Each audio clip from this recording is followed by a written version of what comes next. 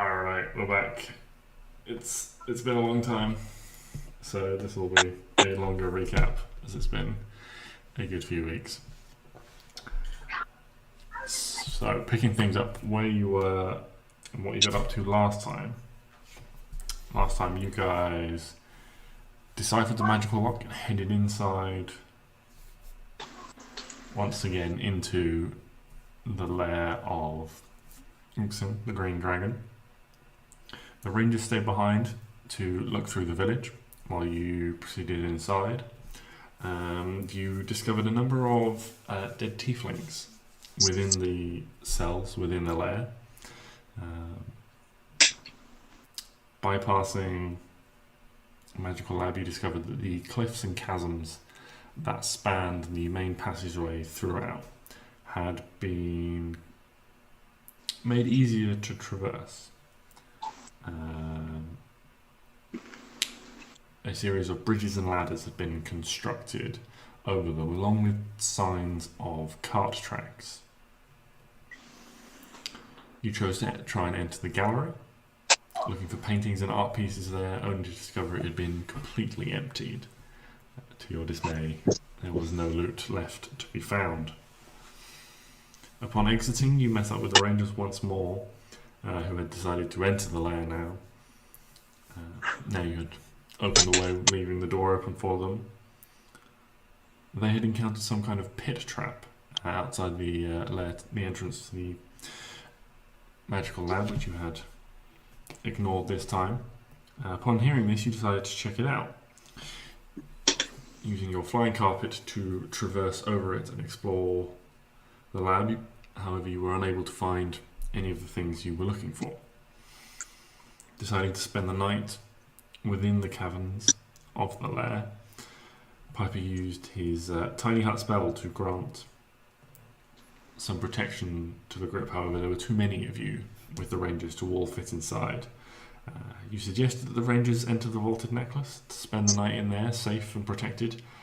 However, they were not convinced by this, and upon your insistence grew suspicious of your intentions, choosing to spend the night a little ways off outside of your protection. Subsequently, they were attacked by the ghosts of some tieflings, but the party, being generous and benevolent, leapt to their aid rather than leaving them to suffer. Fortunately, everyone involved managed to resist the attempted possession by the ghosts. And upon concluding this brief conflict, another argument broke out over the necklace. The rangers, still suspicious of the party, who were unable to convince them that the safety that they offered was genuine. Helena decided spite was the better option in this case, and decided to mentally torture the group throughout the night, leaving them unrested and exhausted in the morning, just with a series of psychic screams. Fraught tension between the two groups rose as you quickly pushed on towards the hoard chamber, finding a large amount of treasure there, however, vastly reduced from the great mounds that was there before. Everyone claimed a portion of the treasure before deciding not to investigate any of the other sections of the lair any further. Outside the lair, Arwen found some cart tracks, discovering that they headed north, and Piper found a written message from Uxin to his Draconians with orders to move the hoard and bring soldiers in from 2 other lairs, as well as orders to try and collect an increased number of bodies for conversion, he said. Owen sent a message to Lady Genevieve's staff to try and find out where she's gone, while Piper used a crystal ball he found to scry on Lady Genevieve, discovering her with an unknown man in a city beside a lake. Finally, after 3 hard days' travel, the party returned to Yelion, arriving back in the Eastern Thorn district at sundown.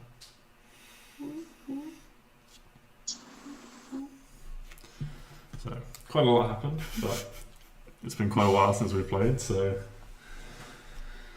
slightly longer recap. And this is where you guys find yourselves, in and amongst the trees once more. The hustle and bustle of the city beginning to spring up around you.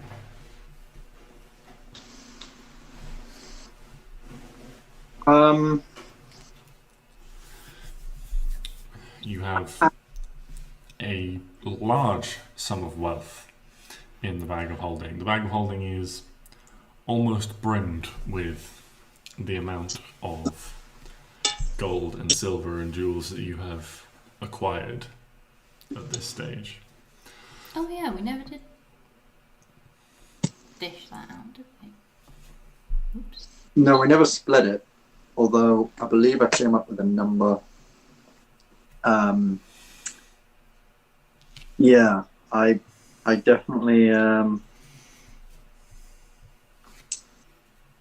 wrote a number. Yeah, so we get around 14,950 gold if we trade everything in. So that's about 2,485.3 gold if we split it 6 ways. But we have to sell all the stuff first. Yes, there are a number of items in and amongst that that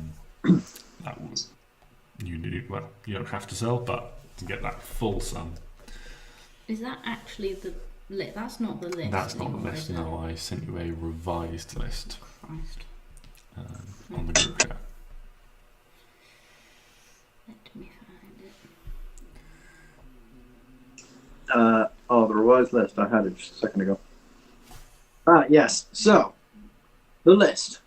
70 platinum pieces, 12,000 gold pieces, 2,500 silver pieces, 1,500 copper pieces, 1,000 gold pieces worth of precious gems, 2 greater healing potions, 1 superior healing potion, a potion of flying, a pair of braces, a red cloak, a dragon sword, or sword with draconic symbols and things on it, a wizard's hat with a mouse insignia on it, a blue fire obsidian longsword, and some kind of wand. Also 500 gold pieces worth of paintings, 300 gold pieces worth of small statues, and 150 gold pieces worth of tapestries. Also, apparently, we have an extra 2 weeks to get Hugo. Yes, when you initially scryed, I said you had a week, but I misread my notes. You had 2 weeks. You've used 3 days of that travel to get back to the city. Yes, because when you scryed on Lady Genevieve, she said that she was going to hold out hope for another 2 weeks that she could find something. She was looking for some adventurers to send on a quest to find out what happened to you. But if she couldn't find anything, then she was going to have to return back to Yelion and to her duties on the council, and would, in that case, release Hugo if she had no leads. I believe we said that the 3 days we were travelling back, Arwen and Klari and Neo were telling Piper as much about Lady Genevieve as possible so that he can use a sending spell to tell her to slow the fucking roll and not give away Hugo. Mm-hmm. And I think the first port of call when we get back to the city of Sarah was to, not from Sarah Yelion, was to head for her home once again to try and, so I can find out more about her so I can send a sending spell. Mm-hmm.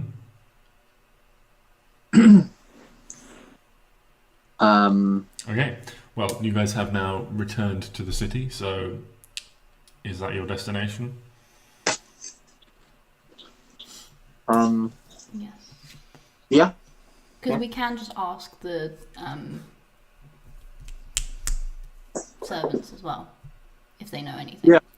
So Yeah, exactly. So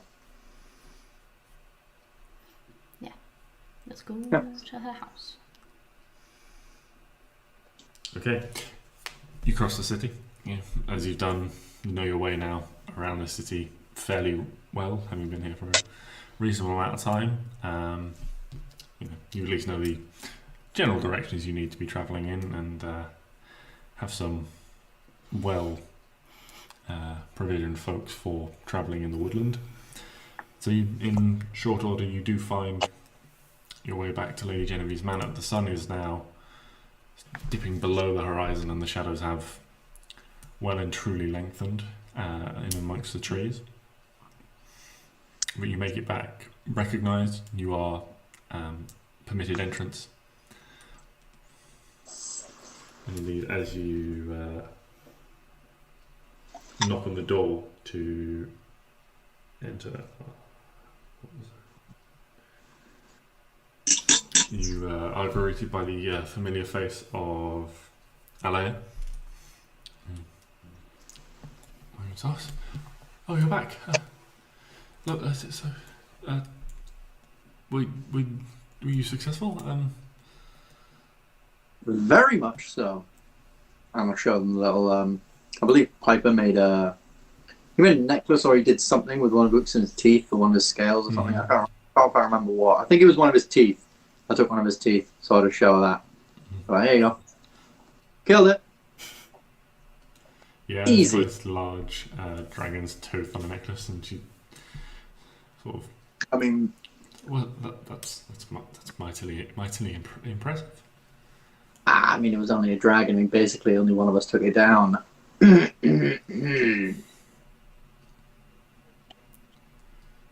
heard about that. We heard a number of the soldiers had left the city.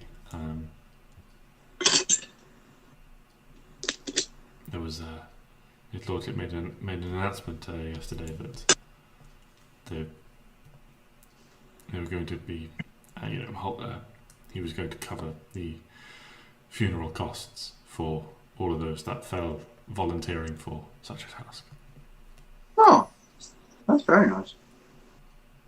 I also received your message, turns to you, Arwen. I'm afraid I don't really have any more information to give you. All I have is the two notes that her ladyship asked me to deliver. One I delivered to the council, and the other I delivered to Lord Blackmire himself at her request. Did you read them? Of course not. You see, she sort of frowns with quite an offended look that you would insinuate that she would read. Okay, so you don't know where. letters. No, I'm afraid I don't know. Well, time to go to Mr. Blackmire. Okay, while you guys go there, I think, should I come? Because I need to know more about her to do the sending spell. But also, I feel like I might be useful in this situation. I mean, you could always talk to the, hold on. I know her name. Aliyah, about her, and, do that stuff. JJ, Yeah. is Stix here? Not yet. Okay. Just wanted to know if he would have made it to the city yet or not. In which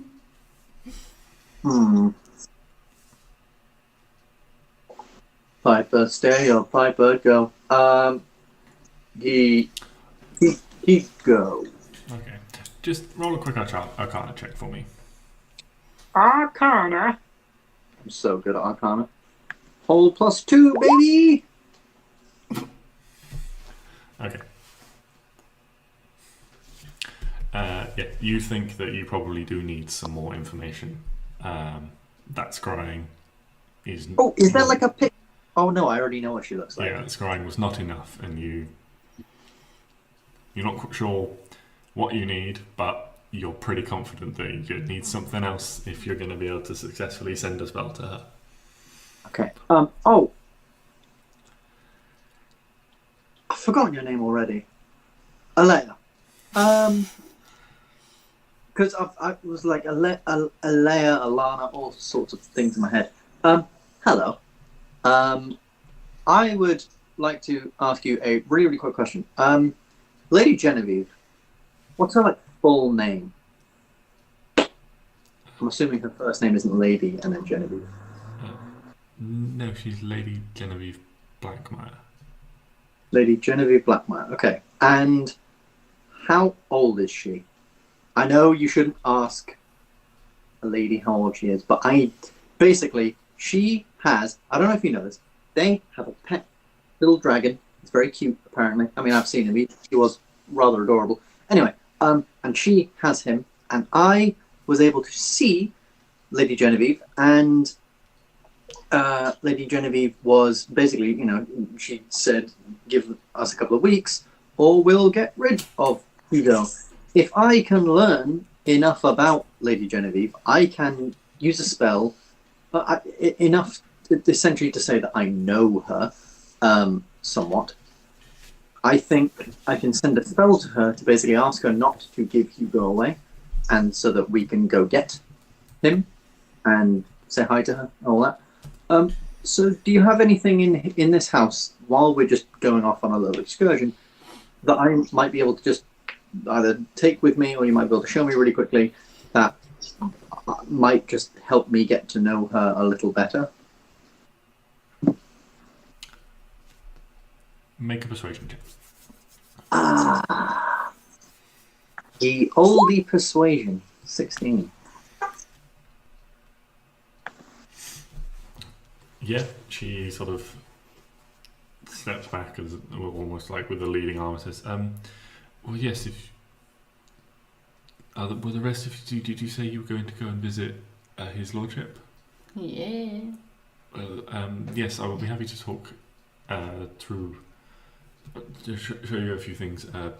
Mr. Piper, was it? Yes. Hello. Piper, and yes, I should tell you about her ladyship, and you can tell me about that dragon. Fantastic. Okay, I guess in which case, yeah, I am staying here then. Okay. See you guys later. How long do I think it'll take them to get to where they need to go? It won't take... I mean, he lives relatively close by. It won't take them too long to get to... Would it be under 10 minutes, do I think? Would it be worth giving a bardic inspiration that they... Do I think that... It would probably be more than that. Okay, cool. Cool. In which case... Good luck, friends. Is there anything I can do to help? I can... Nope. Good luck, friends. Okay. Have fun. Yeah. So, that Piper stays behind. And the rest of you head off to find Lord Blackmire's. Indeed. You are in the general vicinity of it. I cannot remember if you visited his house before. Yes. You have? I'm pretty sure we have. Okay, we'll say you have for the sake of simplicity. So yeah, you make your way over. It's sort of like roughly 10 or so minutes, 10-15 minutes away. You are this time halted by the guards on the gate. Stop you and... Excuse me. What can we do for you? It's quite late in the evening to be making a... Is this a social call for his lordship, or... Business. It's quite late in the day for business? Who should we say is calling? Friends of Lady Genevieve. Okay. associates. Okay. One of them heads inside, while the other one remains. And about 5 minutes, if that, later, you see the front doors open and you're beckoned, essentially. The guard on the gate opens up the gate, allows you to enter. You enter up this. It's a very familiar setting up the path towards a very similarly laid out manor house to Lady Genevieve. These manors for the council members do seem to be a little bit similar. You get the impression. Yeah, you make your way inside, and standing in the entrance hall is the familiar figure of Lord Lucas Blackmire.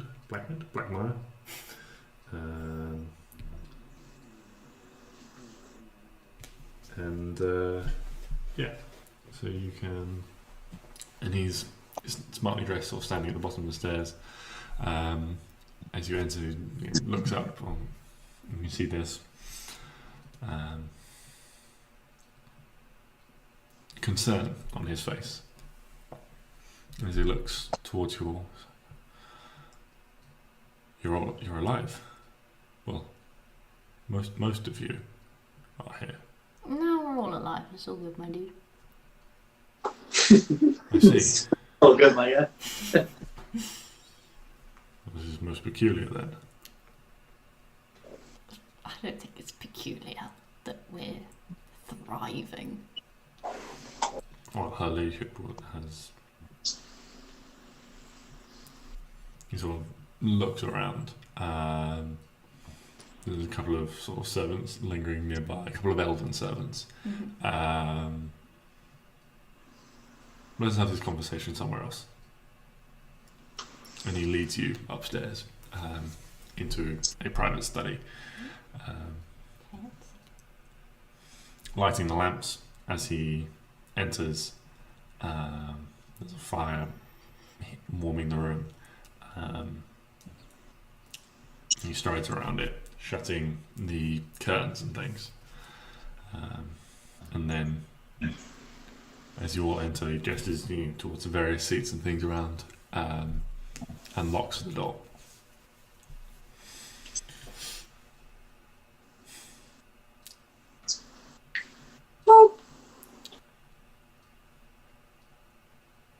I'm guessing you're here looking for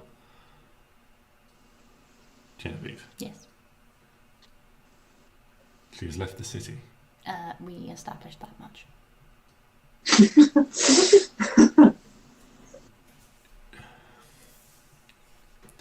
You know, she grew quite fond of you all in your brief time here.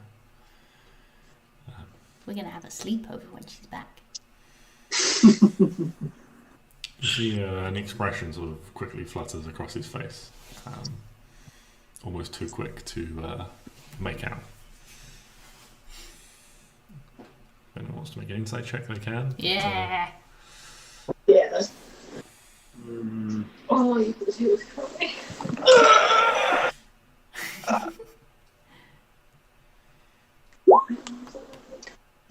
So to move an entire fucking table. So that you didn't have to sit up. But like, I was sat up as far as I could.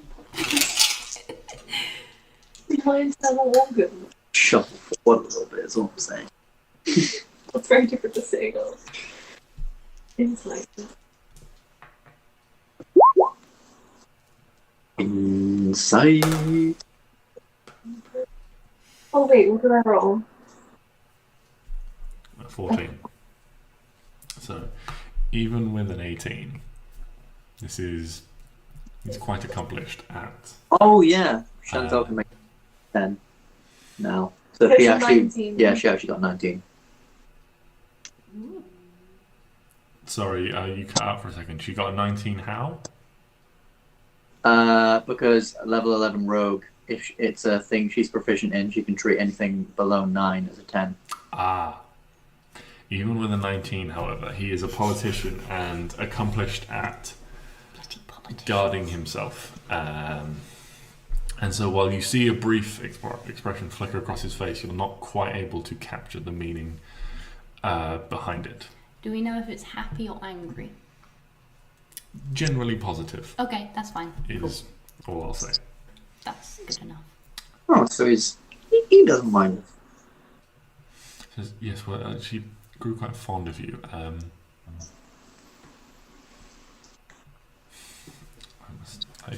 disagreed with her decision, but she didn't really involve me in her choice.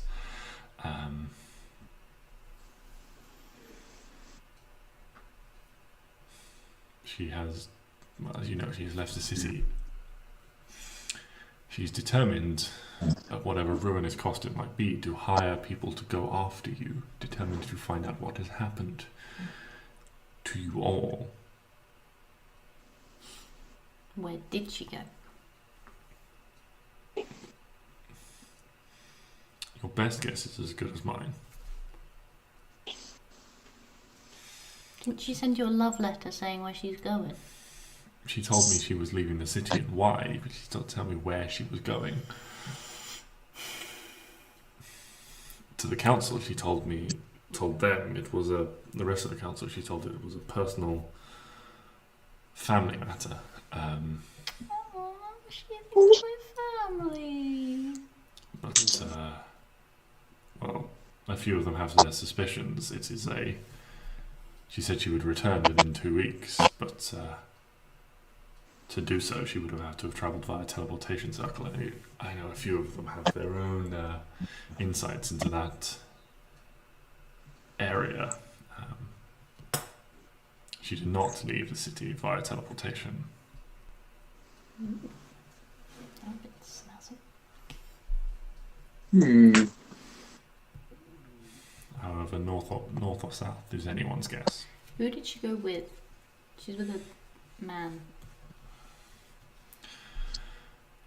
Well, I believe her intention was to travel swiftly, attract little attention as possible. I guess it would be someone she trusted from her household staff, someone she brought with her, not an elf.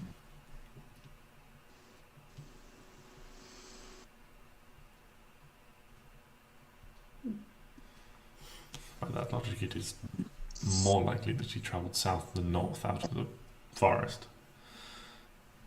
But I cannot be certain of that. Okay.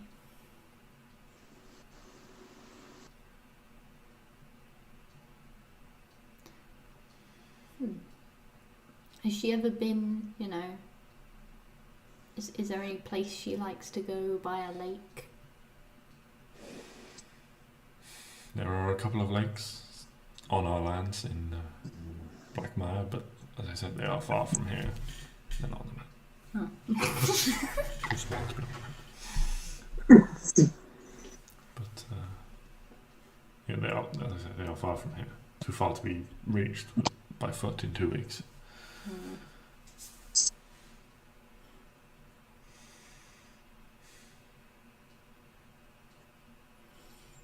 Okay. Do you have any way of contacting her? I do not, as I do not know where she has gone. God. A message could be sent from one of the mages attached to the council, but doing so would... I don't want her getting in trouble. Indeed. Then we'll never have The contents of the message would have to be cryptic at best or gibberish at worst for it not to be picked up on.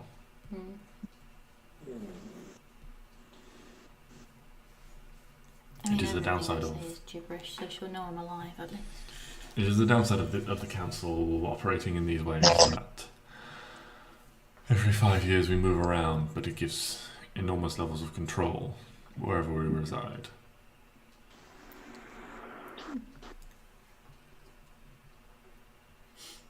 Okay. Well, cheers.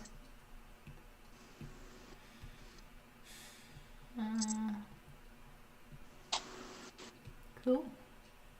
Hopefully you'll see the old friends soon. Indeed. I tell you all this in the hope that you will be able to make her see sense and return before she gets herself into any permanent trouble. And if she has found herself into trouble along the way, make sure she is, safe. She's got Hugo at the moment. She'll be fine. I see. I do not remember Hugo from when you were introduced before. Is he another adventuring companion of yours? Oh, absolutely. Well, I hope he is brave and strong Oh, and capable. yeah, he is. He's so brave and strong. Good. I mean, he's brave, but I am just saying he did cut and run in that fight. What a baby. Didn't go down with the ship. He decided to flee. I'm Ben and sass at a baby dragon. Leave my child alone. I am joking. He's a good boy. Yeah, he is. So, with that, you return to, unlocks the door and shows you out. The sky above has turned dark in the intervening time. Piper, you spend some time with Alea. Indeed. She shows you into Lady Genevieve's study. Shows you some small sort of like paintings and things that have been done. There's a couple of small portraits on the desk. There's one of her with a couple of older looking people, which you can tell just by looking at look to be her parents, both very similar. Almost a spitting image of her mother, just 20 years younger. Is there any specific pieces of information you'd like to learn? We can run through those, or you can make a general investigation check to ask the right questions and ascertain your way towards more knowledge. I will. Okay, so you can do it with a roll, or you can do it with some RP. well, Piper knows that he needs to the spell literally says, we're sending. A target with which you are familiar. Yeah, target with which I'm familiar, right? And therefore, Piper can somewhat surmise that, okay, I need to be familiar. How do I know if I am familiar with a person? Like, how would I consider myself familiar? Would I consider myself familiar with any of the current company? I don't know. So, okay, I'm just going to prattle off a bunch of questions. Where was she born? What's her birthday? Is she a generally happy or sad person? Does she get mad easily? Does she talk softly or angrily? Does she have a resting bitch face? What's her favorite food? Just a couple of those. Mm-hmm. In and amongst these punctuated back are questions of how big was the dragon? Was it scary? And so on. Oh no, very small, like a cat. Or like a big cat. Not like big cat, like lion big cat, like a house cat that's grown a little bit. You could fit him in your arms and it's so cute. You fought a house cat dragon? Oh, you mean the one we fought? Ah, well, yes. Now that. Yeah, the one that threatened the city. Oh yeah, that one. Well, that one, my lady, I need not describe to you, for I can show you. And I'll cast silent image to and create a replica of the scene. It's one somewhat. Like none of us are really moving. It's almost like how you would have it if it was like a D&D table with like miniatures, except the miniatures are somewhat decent looking and stuff. And there's all of us and everything. As much as I Piper imagine like there's like explosion, like it's in the middle of like breathing acid, and there's like arrows in the middle of being fired. And, like Clary's like halfway through throwing a dagger. Yeah, like this is all sorts of things. And then Piper, like, there's a shimmer over him because he wants to make himself the hero and super buff and holding the massive bow. And then he's like, no, I'll give the girl credit. And then he sort of like highlights Arwen, who's like hanging in a tree, like one leg wrapped around the branch, kind of like very heroically, like an arrow about to go into its eye. And I'm just describing this whole thing, doing different voices and doing everything like, oh, you think you can destroy me? Yes, we can. And then like, and I can change it as an action, so then I can just get like dramatic effects, and he like flies over in places, and it's a bit like D&D. He like flies over. It's like like stop motion. It is literally, yeah. Like I'm imagining, you know, Piper's like moving around, like, and then he roared. or it's like I was all like, "Fuck you, dragon!" And then in the end, in the final thing, is just the dragon laying dead, and a dozen or two fingers raised to the sky, or rather, a single finger. All of us just pointing at Uxin like that. The end. Well, that is quite incredible. You are all incredibly brave. Well, yeah. Kind of. Well, I mean, you know, I want to say we're modest, but we did go up against the dragon. That did kind of like experiment on me a little bit. And I would like to change at this point my form so that not like my face, but my body, so that I've got like all the scales and shit everywhere. And I'll just lift up my shirt and there'll just be like a bunch of dragon scales there. And it'll be like super weird. And I'm like, yeah, it was fucking crazy. And I'll drop that down. And then, yeah, it'll be the bomb. Well, this all happens. You learn lots about Lady Genevieve, her birthday, her favourite food, you know, about her mannerisms, whether she's soft-spoken, whether or not she has resting bitch face. Is she a cat person or a dog person? This one's important. And so on. Yeah, you learn all that information. Is she a cat person or a dog person?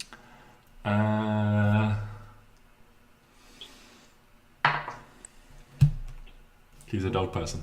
Ooh. Oh, What a liking this woman already. All right, now. I need to focus. And I'm going to try and cast Sending to Lady Genevieve. Okay. Okay, actually, before I do, I need to think of what I'm going to say. I have 25 words. 25 words or less. And while everyone's out, I'm going to spend like a good 15, 20 minutes with Alea, just sort of like prattling different variations. So I'm thinking, hello. No. This is friend. No, oh fuck.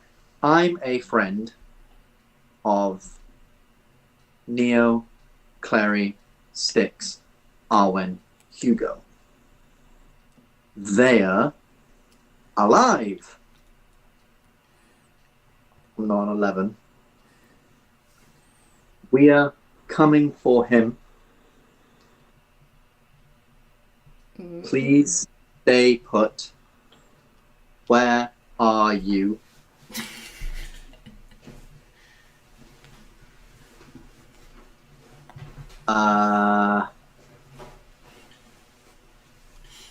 Love from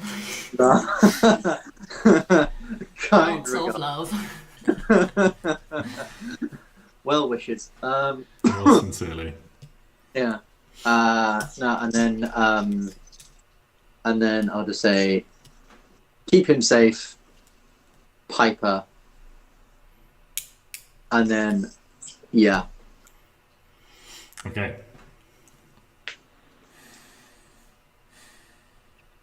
Roll charisma check with proficiency. Alright, so just add 2 to whatever I roll there. Oh, you fucker.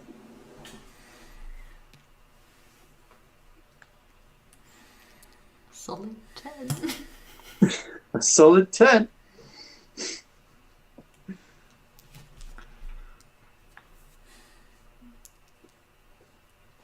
If it needs it, I have 8 spell slots I can use for this shit. So you're trying to send this message and you're trying to focus on this person, and you're having a difficult time combining all the information you know about her into this one entity. They're sort of like each piece as you're like cycling through it in your head is like grabbing your attention one at a time. It's like, oh, she's a dog person. No, she doesn't have retching bitch face. Retching bitch. Resting bitch. That thing, yeah. Okay. You know, In which and case- then you like focus on her image, and you're trying to pull all this information together to create the concept of who she is as a whole that you're familiar with in your mind. And unfortunately, you're just not able to hold those pieces of information together for the magic to successfully make that connection at this point in time. Do I feel like I could maybe... So what time is it right now, like in the day that It's quite late in the evening. The sun's gone down. It's Quite- dark outside. You guys have Okay. arrived late in the evening, back to the city. I feel, I could probably give it another go in the morning. One thing I'd probably do just then before I'd probably go, okay, well, it's good having one person's perspective, but I'll just spend the rest of my time going around and seeing if there's any servants who can just give me a quick, like, this is what Lady Genevieve, or like, you know, this is who she is to me, this is, Yeah. I think of her, you know, whether, and I'll try and sort of like make it thing like, you need to be honest in this situation. If you think she's a bitch, I'm not going to tell her that you think she's a bitch, but you need to tell me, because if you do not tell me, then I cannot contact her, and a valuable member of our team, a hero nonetheless, dies or gets left out in the wild. No, I'm going to say dies. I'm going to be like, someone dies. Like, people, this is life or death. I need to contact her. Okay. Yeah, you spend the rest of the evening doing that. The rest of the party arrives back.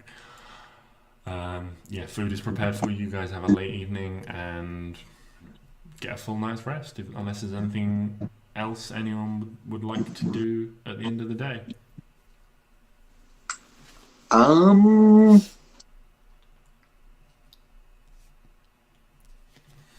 Other than transform myself into Lady Genevieve and get up in one of her dresses to really take on the role of Lady Genevieve, to try and get familiar with this woman, then no.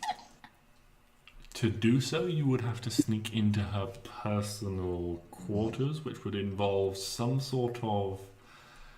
I think Piper would realize the error in his ways. It's like he really, really wants to do it because he thinks it'd be fucking hilarious. Yeah, but at the same I mean, time, he's like, it goes wrong. you start sort of like walking around and you find what looks like it would be the right door. It's like a nice set of like double doors into like what you assume would be a master bedroom. When you were here with Genevieve, you saw her. Well, the others can tell you when they were here that that was roughly where her bedroom was located. So you would guess that this would be the right room, but when you try the handle, it's currently locked. Fuck it. I'll head back to whatever room I'm in. Okay. I will transform myself into Lady Genevieve and just go over the information after speaking to people. That is. Like a character getting into a role. Literally, yeah. Sharing. Yeah, like, you know, after I've spoken to the Yeah. You spent a lot of time talking to people. yeah. Yeah, and you can speak to the rest of the party and sort of interview them a bit more closely. And you spent some time with them over the last few days. You just think maybe it's just the weariness of sort of the fighting and spending 3 days and then sort of traveling and the stress of the whole situation. Maybe you just need a night to decompress before you can successfully send this message. Maybe. Maybe. So, anything anyone else would like to do for the evening? We have that stuff that you can use to replace spell components. Yes. I would like to use 10 gold's worth of that, if everyone is okay with it, to summon the familiar. Yeah. Sounds good. So, in her room, Clary goes and gets a little bit of this out of the bag, holding from whoever's carrying it. Probably Neo at this point, or actually maybe Clary herself has it. I thought so Arwen. in your room, you get a little bit of this out, this residuum that you can use to replace spell components, and you sit down and you spend the hour to cast Find Familiar. Wait, how much did it cost? It's, did you say 10 gold? I think so. Yeah, it's 10 gold pieces worth 10 Worth gold of- pieces worth of. of. Yeah. Yeah. I like the thought that we've just... Oh, no, yeah. No, never mind. Find familiar. You cast this spell, and at the end of an hour's casting, what does your familiar look like, Clary? It is a hedgehog. Does it have a little saddle? No, Oh. it's a small hedgehog, but it does have a little. That's adorable. I love it. On its name. Torn on the name. Yeah, I either want to call it Taraka or Luca. Or Ruka. Frago or Ruka?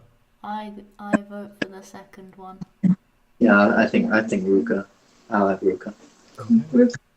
Ruka. Ruka the hedgehog. It's like.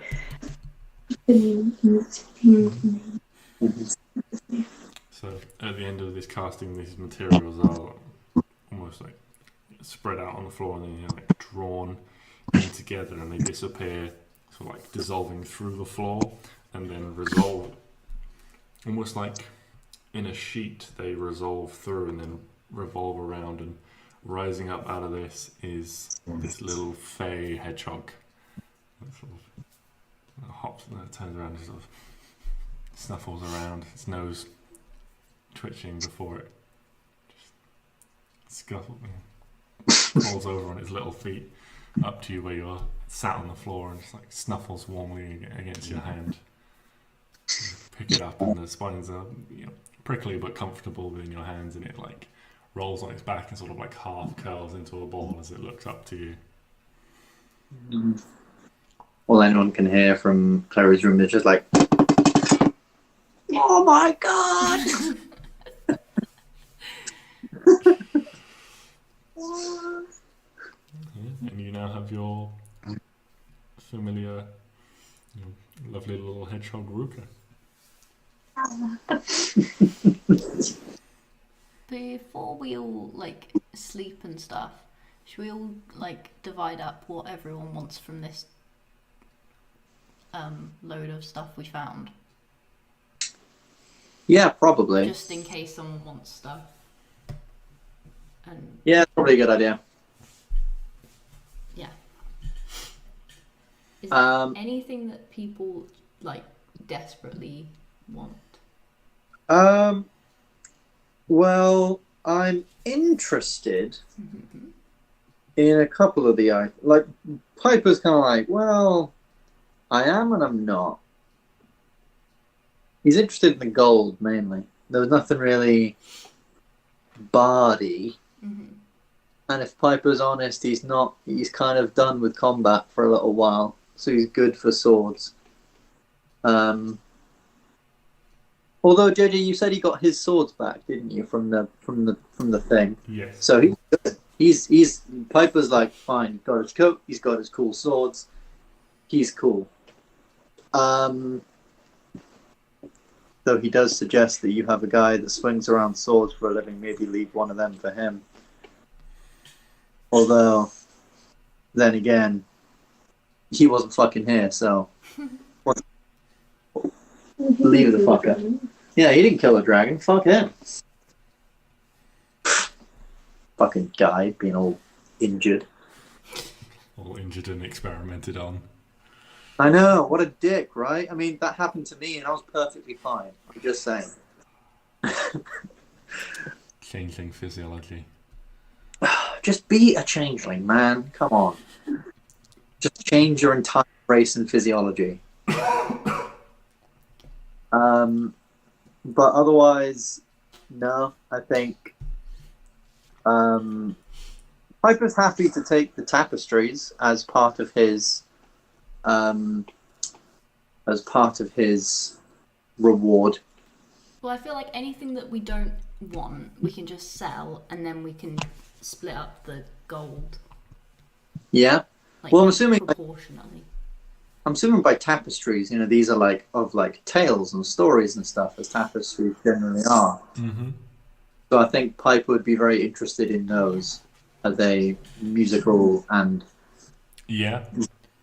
food, especially plans for after he leaves. There might be one or two stories you're familiar with, but there's be some other stories in there that you would have to potentially like do. Piper would be maybe interested in doing a little bit of digging to find out exactly what these stories are. Yeah, so he's happy like to take 150 of whatever it is he would get and just with him for the time being. Right, so you're having the tapestries, yeah? Yeah, unless anyone else wants them, but yeah, sure. Cool.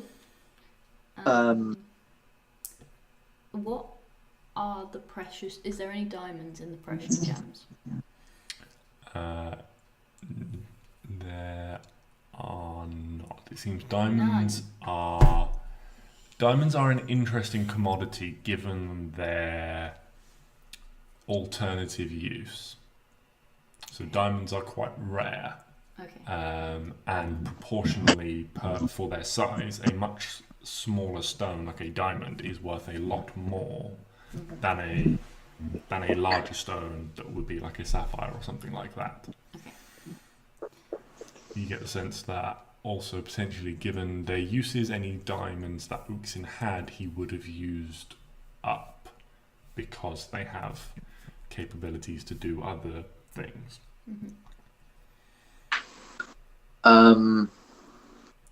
So I guess what we could do is tomorrow morning I will try and contact Thingy again while you guys go out and sell these, and then I'm of the thinking that if I can't contact her tomorrow, we should probably get on the road the day after to go, maybe try and get Hugo or something. Just because obviously if he's not where we think he's going to be, then we're going to have to backtrack. Ooh! Could I go to Alea? I'll say... So in the scrying I saw like the lake and the sort of city, if only briefly. Would I be able to silent image that and then maybe sort of gather around some of the servants and Alea and be like, hey, does anyone recognize this place? Yeah, do that. I will make a check to see if any of them have knowledge of this. Yeah, so actually there's a big group of them. That one's now on the floor. 1 second.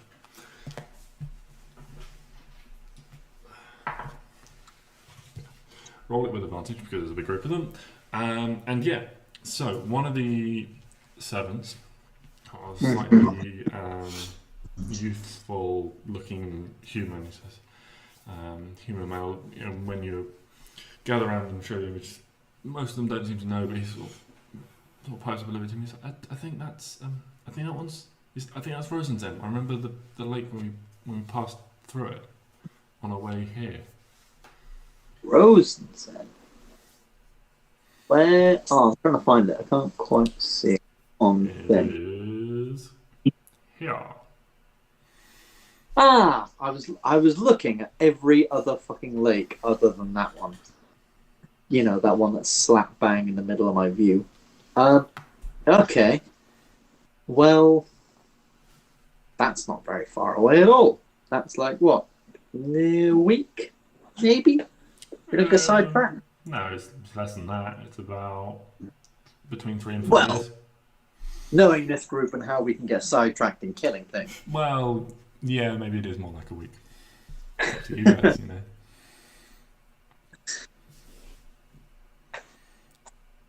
Well, how far would it be as the giant eagle flies? Well, significantly less, as the giant eagle travels significantly faster. That's helpful. Oh, brilliant. I'm not able to do that exact math off the top of my head, especially considering you can't permanently be a giant eagle. At which point, I will flick the young lad a gold piece, and I'll say, "Good dog, you won." The rest of you, bit better at your geography. And head to bed. Okay. Okay. Well, you all head to bed. Everything.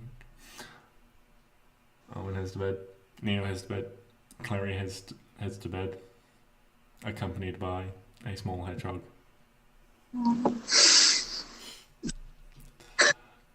And Pipe heads to bed. You guys will get a nice rest. Get a long rest. Uxin's brother joins the fray. You're all fit and healthy. And sitting around the table in the morning, a couple of you facing away from the windows, but a couple of you facing towards the windows, see one of the trees outside suddenly glow with a soft golden light that seems to split the centre of the trunk. And then, stumbling through this gateway of light, you see a familiar figure. Oh God. Stix. Oh! Hey, what's up, guys? I thought it was going to be that annoying wizard. I don't know. I was about to say, hold the fucking phone.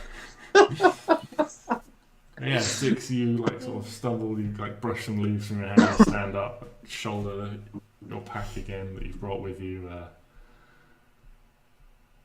You're looking okay. You've got some replacement, more studded leather armor that you had initially when you set out. And you've got another basic shield and sword and things like that.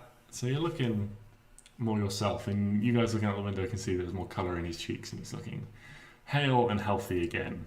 Did you say that studded leather armor? Yes. Oh, 17 AC, baby! Let's go! And yeah, you pick yourself up and you sort of dust yourself off and you look around, quickly taking in your surroundings. And then you look over towards the window and you can see the familiar faces of your friends through the window looking out at you. Arwen has her face literally pressed up against the window. Just pressed up, just like squished, really unattractively squished against the glass. Just Excellent. Hey guys, I'm all good again. Trips over a leaf. nice. There's Stix. That's our Stix. He's back. They need to fix the leaves here. Hello, I'm back. I'm alive, which is nice. Me too. Yeah, look at that. Oh, the group's back together. Look Plus, at us. plus others.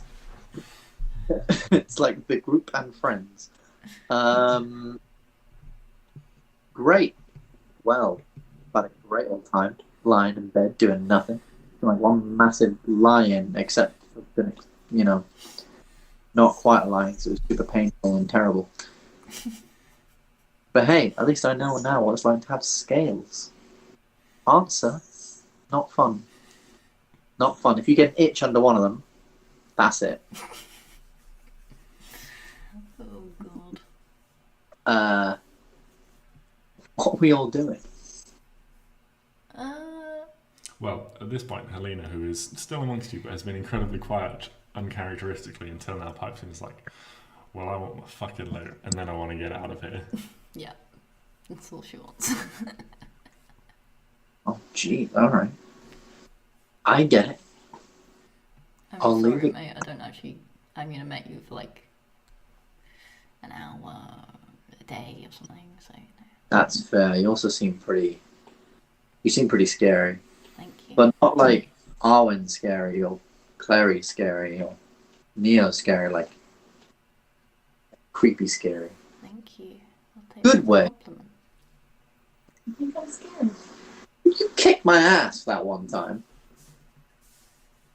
It's kind of scary. Cool.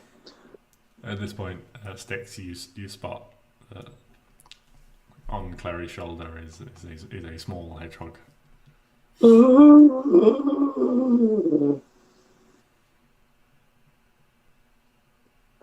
is that? Wait, it's the prophecy. That's the hedgehog. No, that was rabbits. Wrong prophecy. Never mind. Who is that? Rabbits. They're small woodland creatures.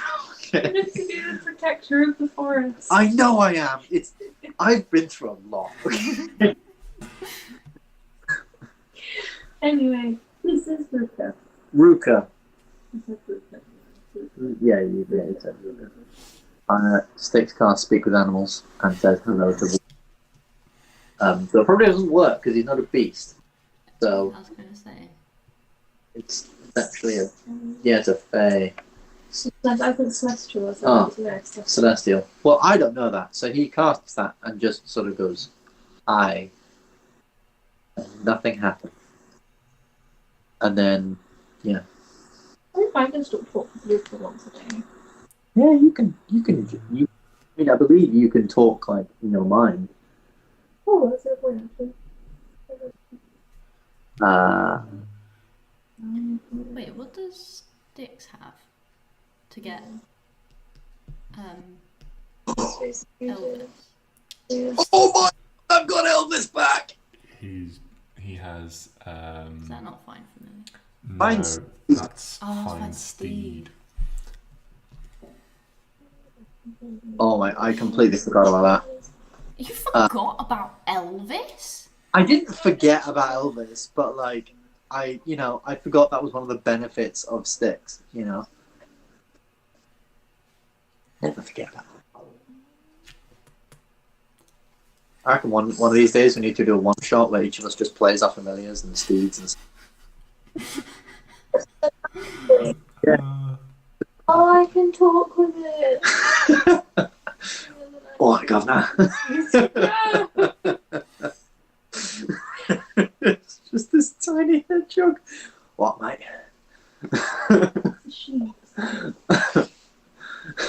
Clary hides, then comes out, and then the hedgehog goes, "What if I ain't the invisible cat?"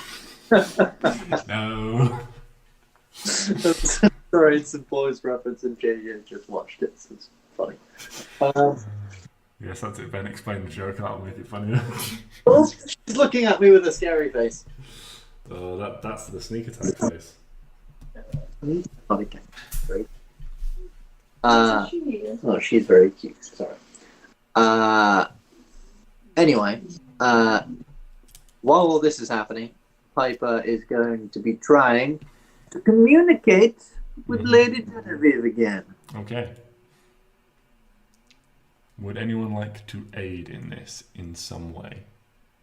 Yeah, sure. Okay. I'll win one. What are you doing to aid? Find my friend. Find my friend. Arwen is giving a motivational, if possibly distracting chant. We'll see how it goes.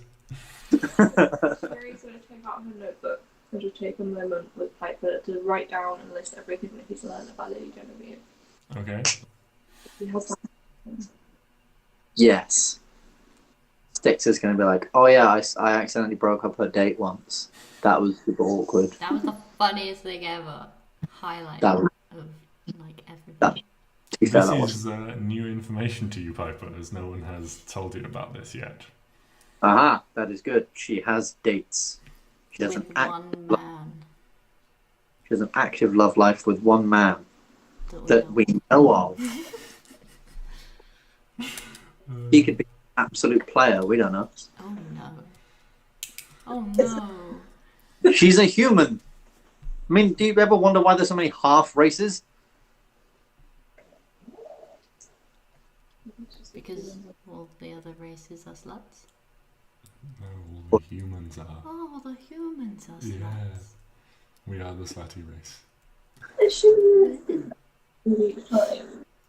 But still, you know, I think it just race. suggests that humans don't like other humans. That is also true. Yeah. We are dicks to each other. Well, roll another charisma check then, Piper, with proficiency. With proficiency, do I get aid from my friends? Any kind of help or anything? 1 second, I've just got a figure looming in my face. My friend. Right.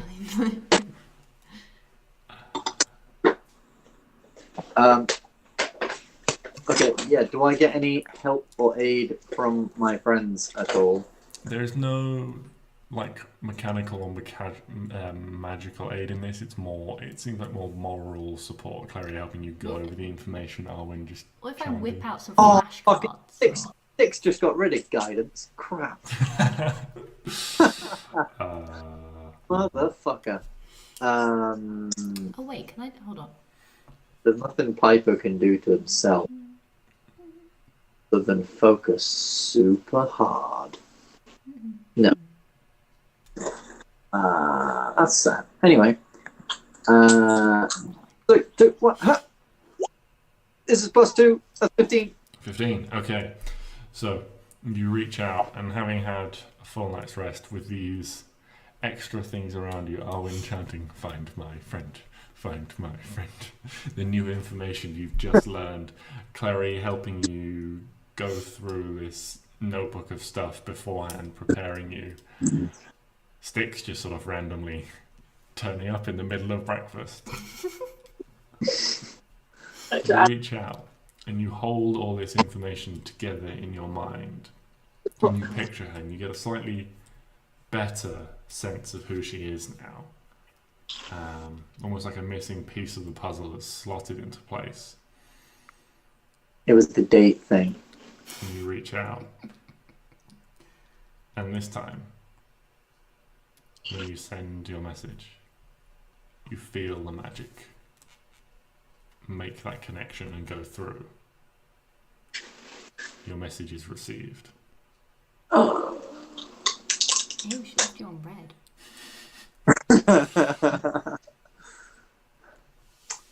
And after a few seconds, you hear a reply in your head.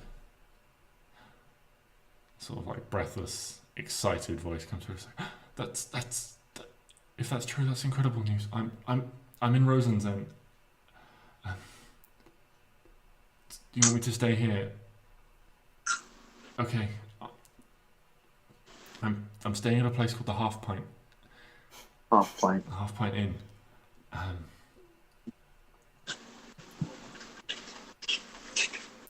guess hurry.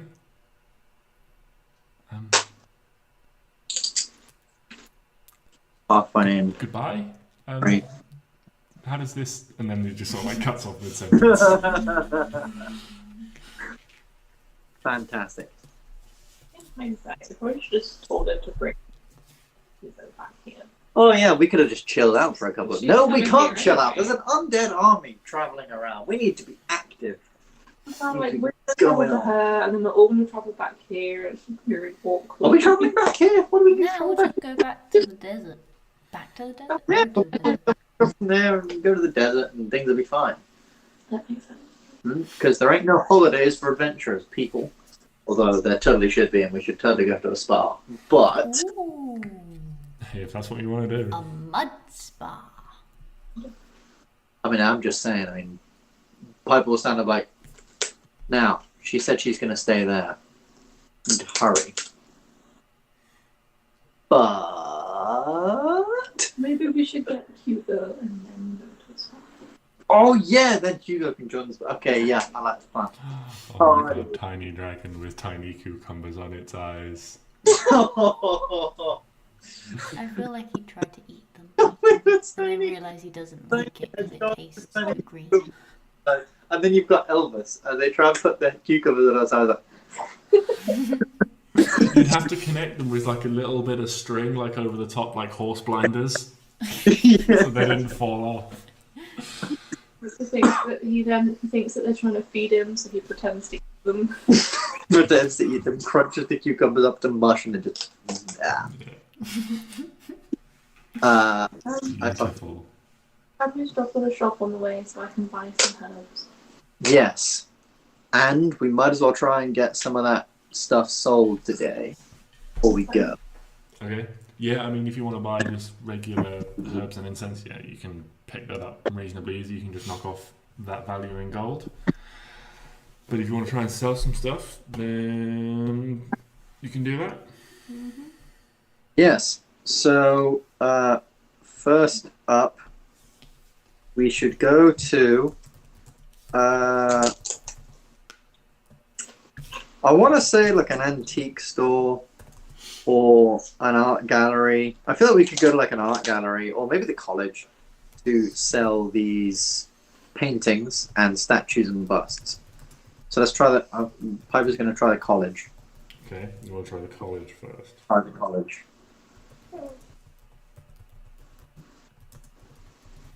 Okay. INCENSE. Stupid word.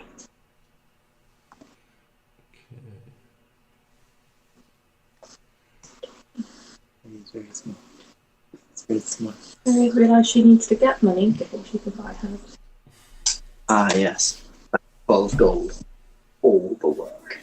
I mean, you've got a shed load in the bag of holding Of That what? is of gold. Do we? Yes. gold. What is in the bag of holding? I don't actually know. I'm assuming all the loot is in the bag of holding. Oh, yeah. Yeah. Okay, yeah. We need to divide it.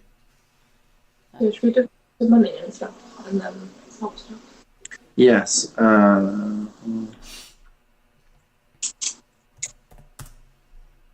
Okay.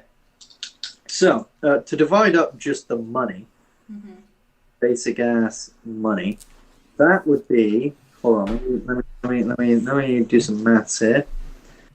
So that is 70 platinum. So that's 7,000. Yeah, 700. 100 gold. So that's 12,000 plus 12,000 gold is 12,700. Plus 250, so 12,950. 12,915. Yeah. And then would you say that the precious gems are, we can just transfer those equally to gold or no? If you wanted to, then yeah.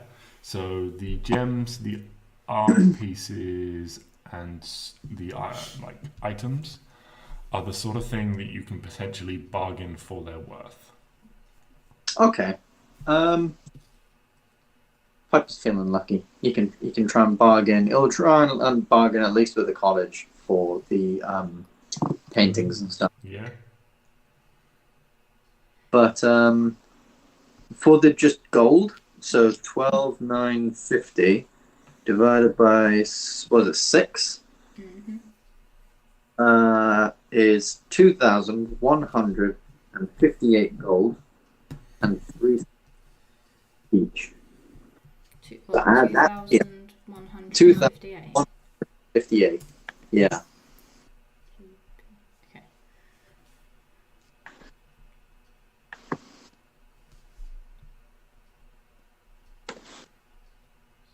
3 silver.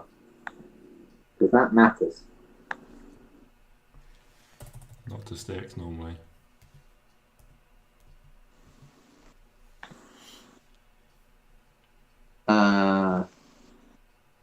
Two, 3. 2, 1.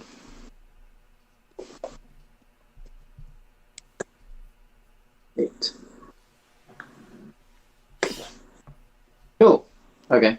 And then 2000. So that's all gone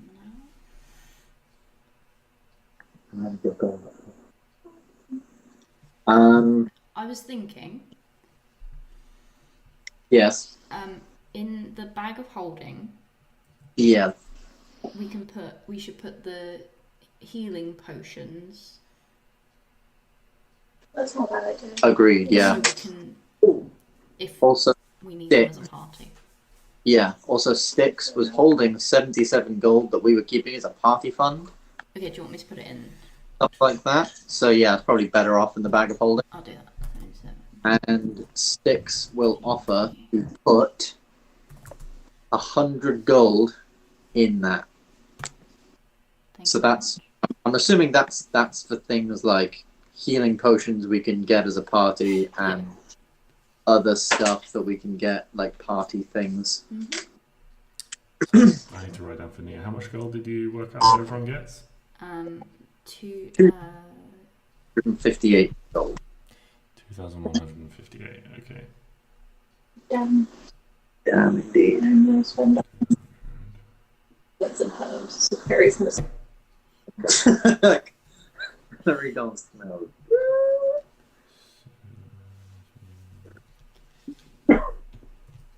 Does Klari need the residuum?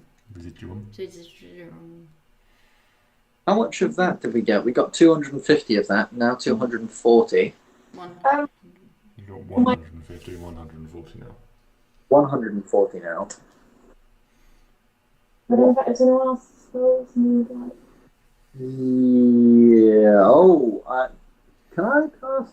I think I can cast Revivify. I know you can. I can. So I think we should maybe save the rest of that Yeah. for Clary that, needs it so for we don't- incense and herbs. Like, yeah. to get. So that just means we need 160 gold's worth of diamonds, and then we have enough for Revivify. Okay, I'll put it in the group.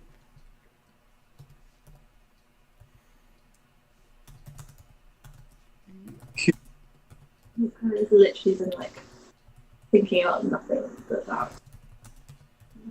So she can get her head from Yes. searching out of myself. Diamonds.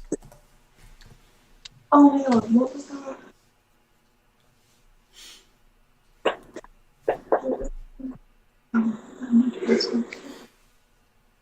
Oh, it wasn't. It was Magic Mouth. Magic Mouth.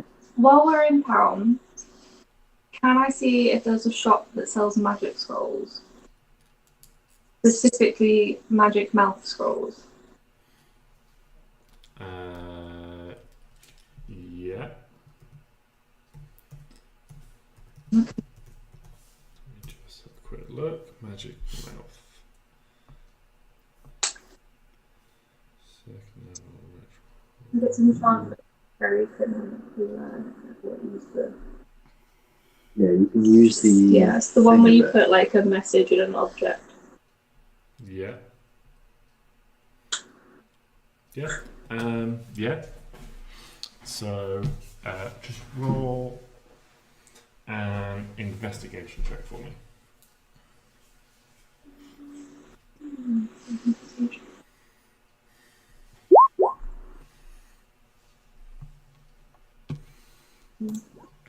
11. Okay. You're looking around. You spend a bit of time. You know a couple of magic shops sort of in and around the city that you've been to before. But revisiting those, when you specifically ask for scrolls, you don't find anything at these locations at this point in time. Okay.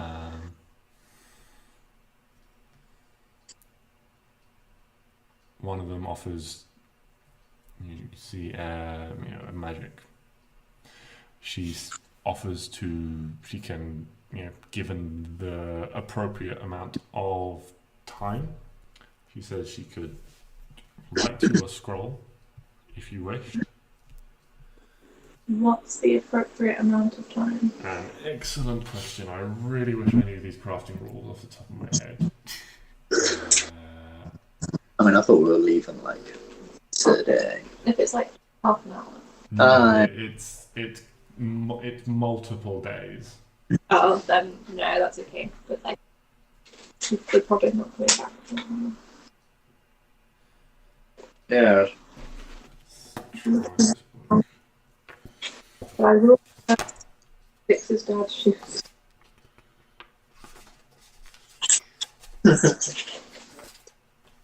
I'll be the level 20 campaign.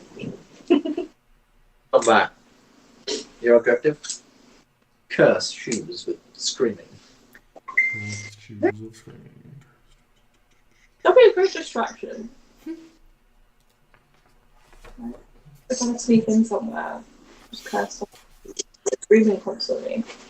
Yeah. Because if I'd have to scream audibly for.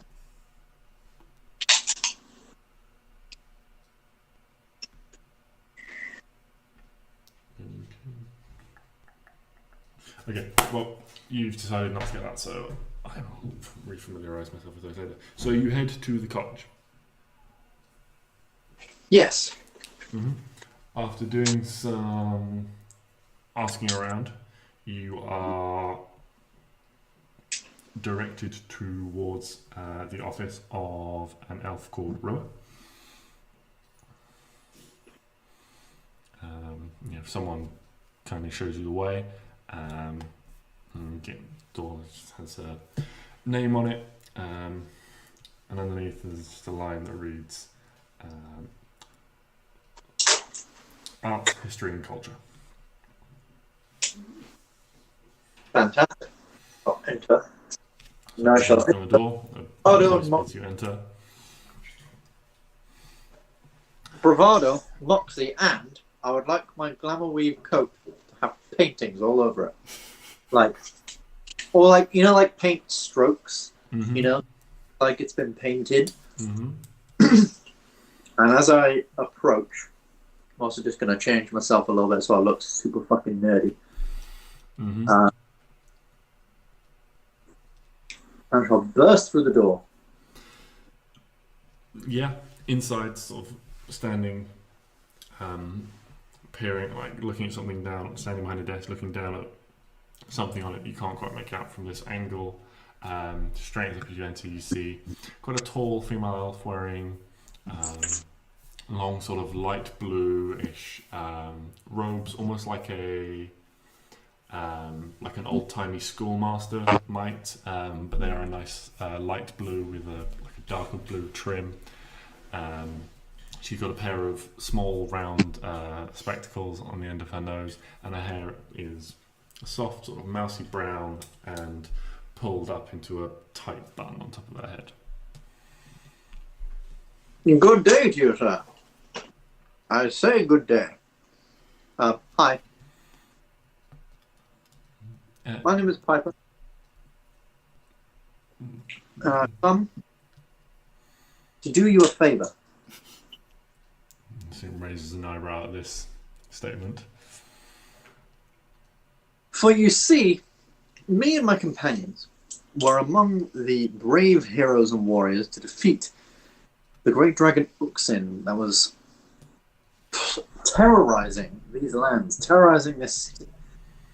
We defeated it, went into its lair, and found within several paintings and murals and statues and busts that all pertain to history, or rather are historical in nature. You see, these things were kept in a dragon's hoard, and a dragon will only keep, I do not know if you know this, but a dragon will only ever keep the most valuable, the most precious things it has ever found.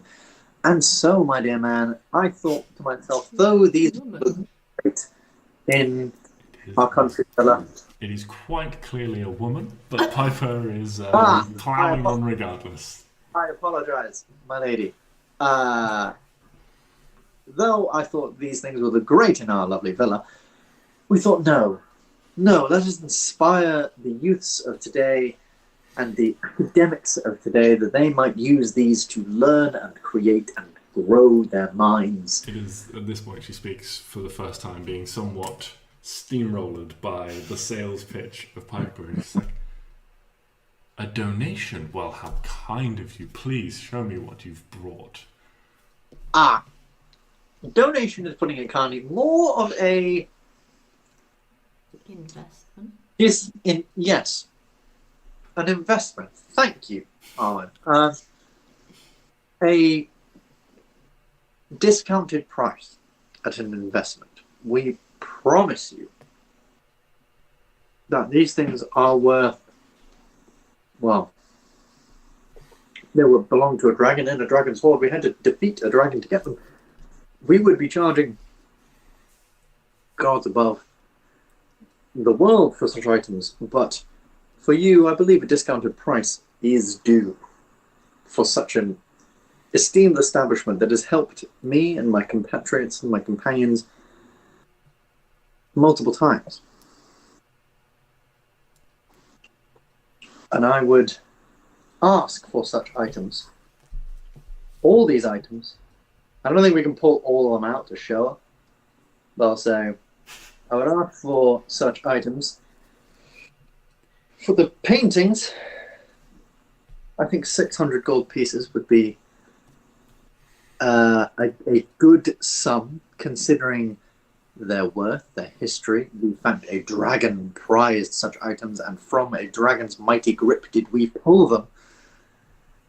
And I'm thinking about 400 gold pieces for the statues as well, as these are finely crafted and once again came from a dragon's hoard, the dragon Uxin's mighty hoard.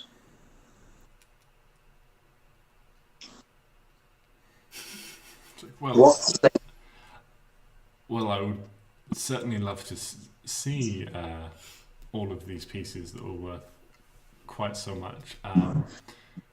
If you would permit me some time to study them, maybe I would perhaps need, if there are a number of them, which it seems there might be, the assistance of a colleague to verify their authenticity and their value.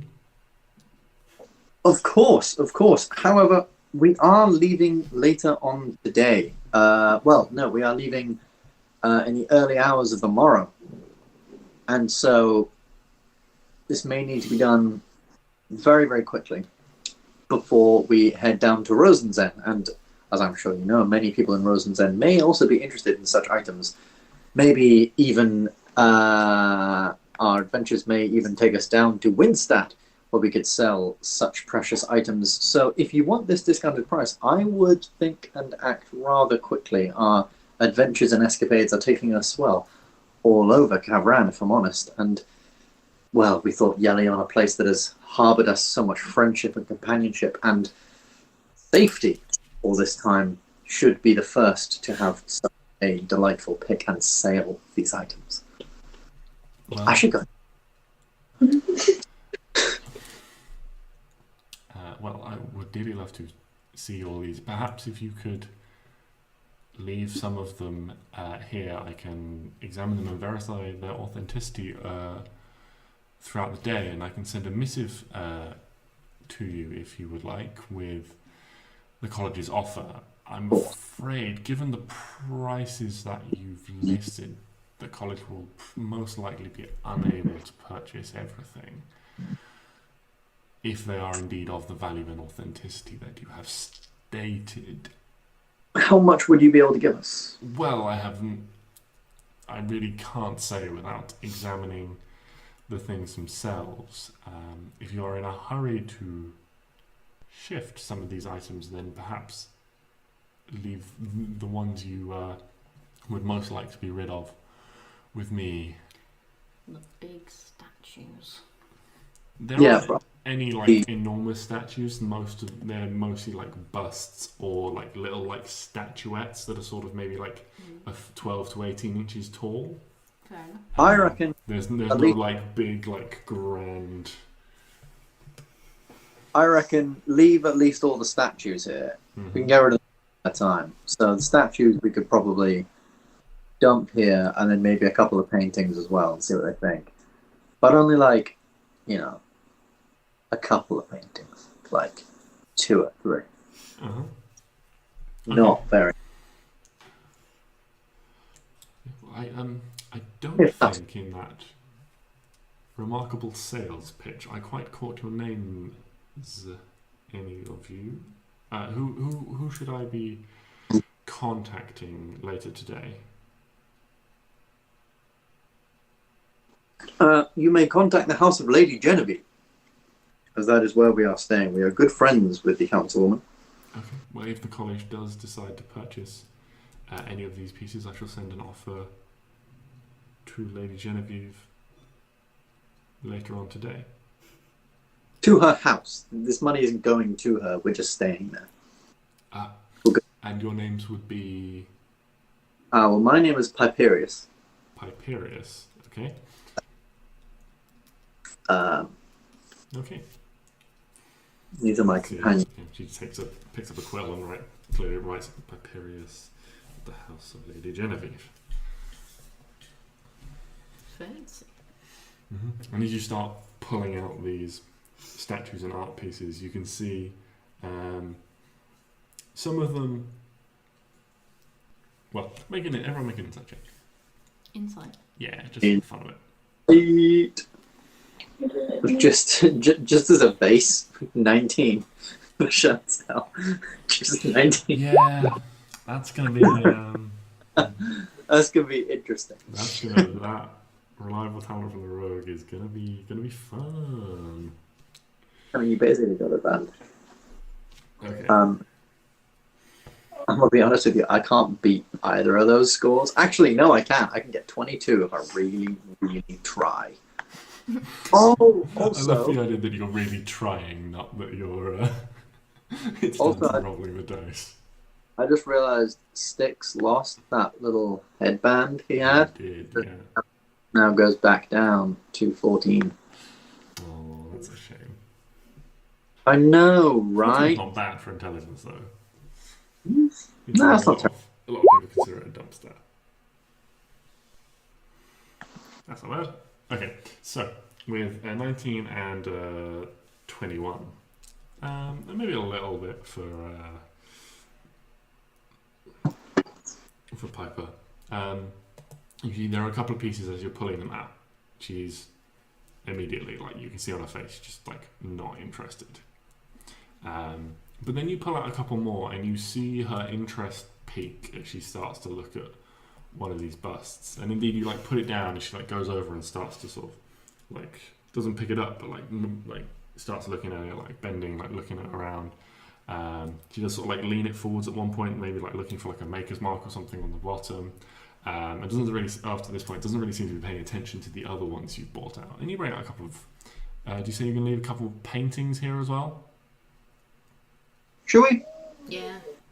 Yeah. Well, Yeah. Pull out a couple of these paintings and like unroll them from where you've had to like cut them out of frames and stuff like that. Sort of like weight them down on a couple of desks. Well, there's quite a lot, but I shall have an offer for you for some of this stuff, certainly, by the end of the day. Excellent. thank you very much, madam.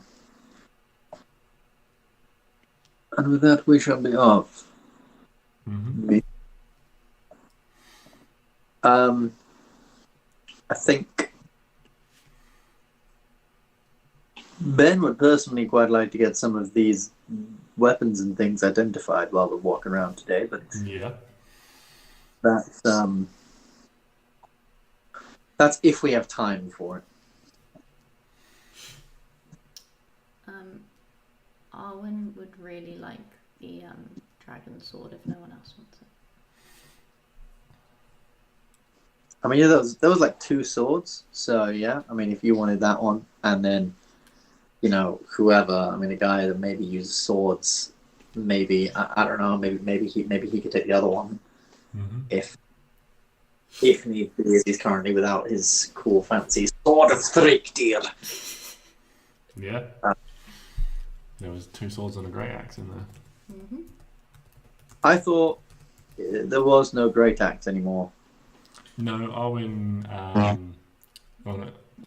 you picked that up, and it said something to her, and she then put it down, but then, when asked, decided to take it.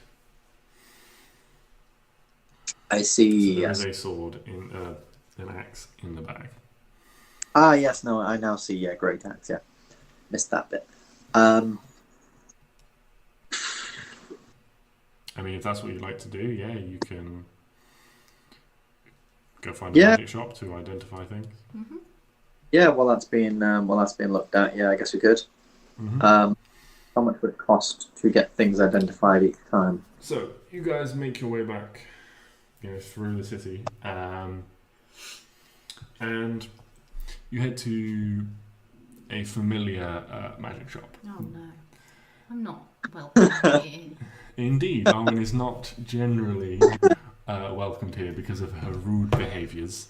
I've never. However, it does strike you all as an excellent place to certainly get weapons at least identified, given the magical nature of the shop and the number. Someone take it in for me. Piper's like, yeah, I got you, and then turns into you.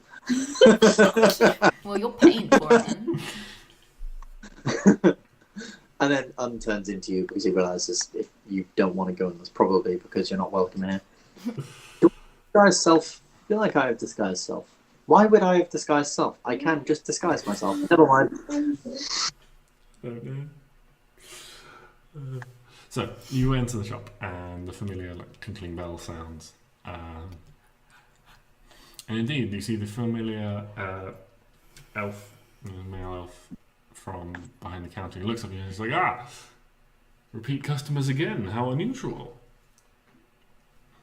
Maybe I should introduce myself this time, Oh God, there's a name. as it seems like maybe we should be doing business more frequently in future. I am We're leaving Arwen. tomorrow. We don't. We're leaving tomorrow. We'll probably not come back for a while. I am Yelion of Yelion's Emporium. Hello. Come tomorrow, that will probably be very useless information, but thank you for telling us anyway. What is it I can do for you, gentlemen, today? We have some items that we would like identified for us.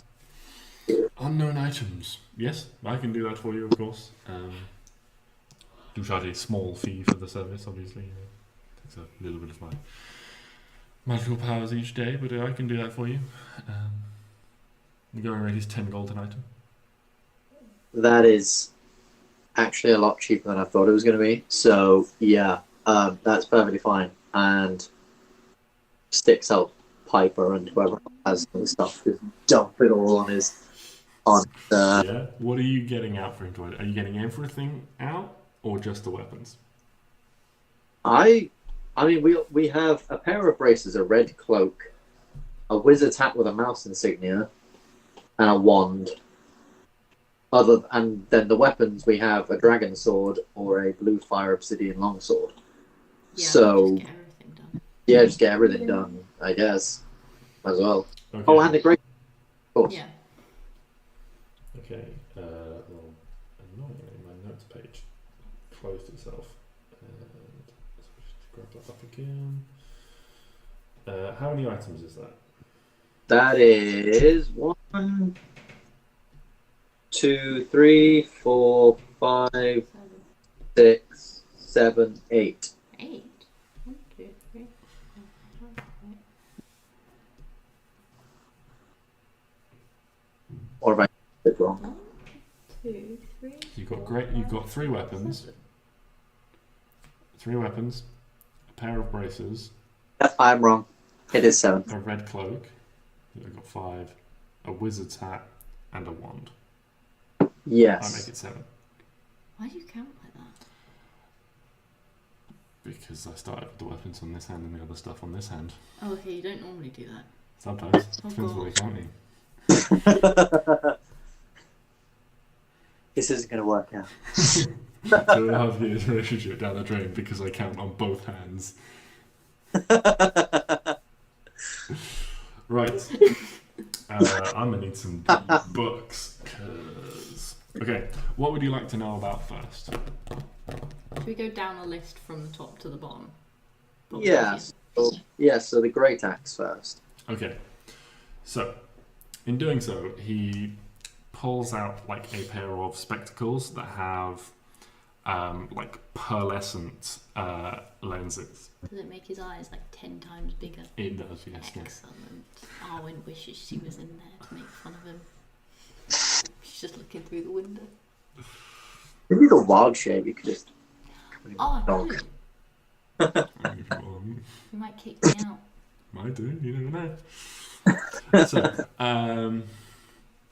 picks up this great axe, which has this incredibly large, like heavy head on it,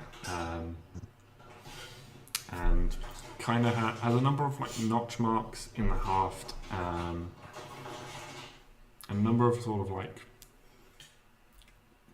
weirdly like screaming carved faces in the handle. Lovely. And as he picks it up, before he even casts a spell, he just sort of cocks his head to the side and he's like, just like pulls a face and he's like, this is an unpleasant item. Puts it down again, and casts a spell. Casts identify. And again he like frowns. He's sort of, just like, I would recommend getting rid of this if you can. Why? Horrible thing. Some lesser crafters to create power in their work imbue them with the essence of a being. This axe has been created with the essence of a bloodthirsty demon. If you were to wield this in battle, well, it has the power to bolster your strength by killing other things. It is also most definitely cursed. Oh, Elaine's so excited. One who possesses this axe would find it near impossible to part with. Oh, Helena wants it right now.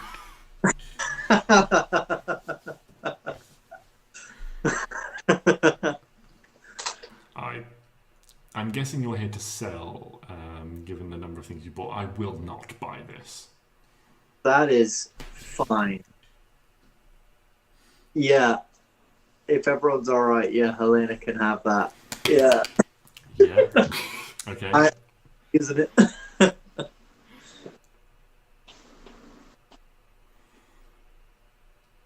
So yeah, you can add cursed great axe. When you kill a creature, your strength score increases by 1 until your next short or long rest. Oh, I'm never resting again. You'll die of exhaustion. It'll be worth it. It'll be worth it. You'll have 6 days of rampage. Just got like 30 strength, just fucking powering through the Shadowfell. Yeah. So, that's for Helena. If she Helena. wants it. Oh, yeah. Okay. What would you like to know about next? What's on Next, pair of braces. Okay, the braces are... They are braces of defense. which is just a regular item you can look up, but I will give you the specifics of it now when I find the right page.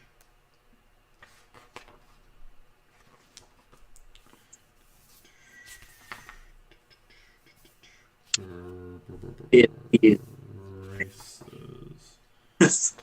I think everyone could use bonuses. Of defense. They require attunement, but while wearing these braces, you gain a +2 bonus to AC if you're wearing no armor and using no shield. Ooh. Never mind.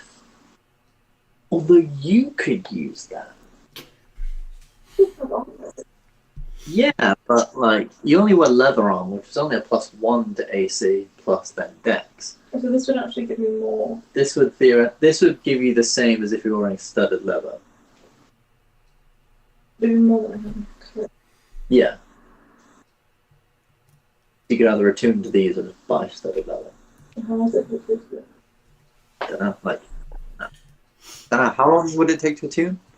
Attunement takes like an hour. No.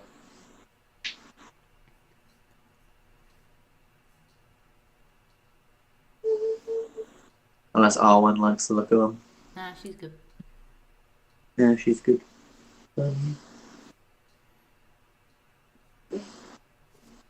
Yeah, so your AC, when you're not wearing armor, is 10 plus Dex.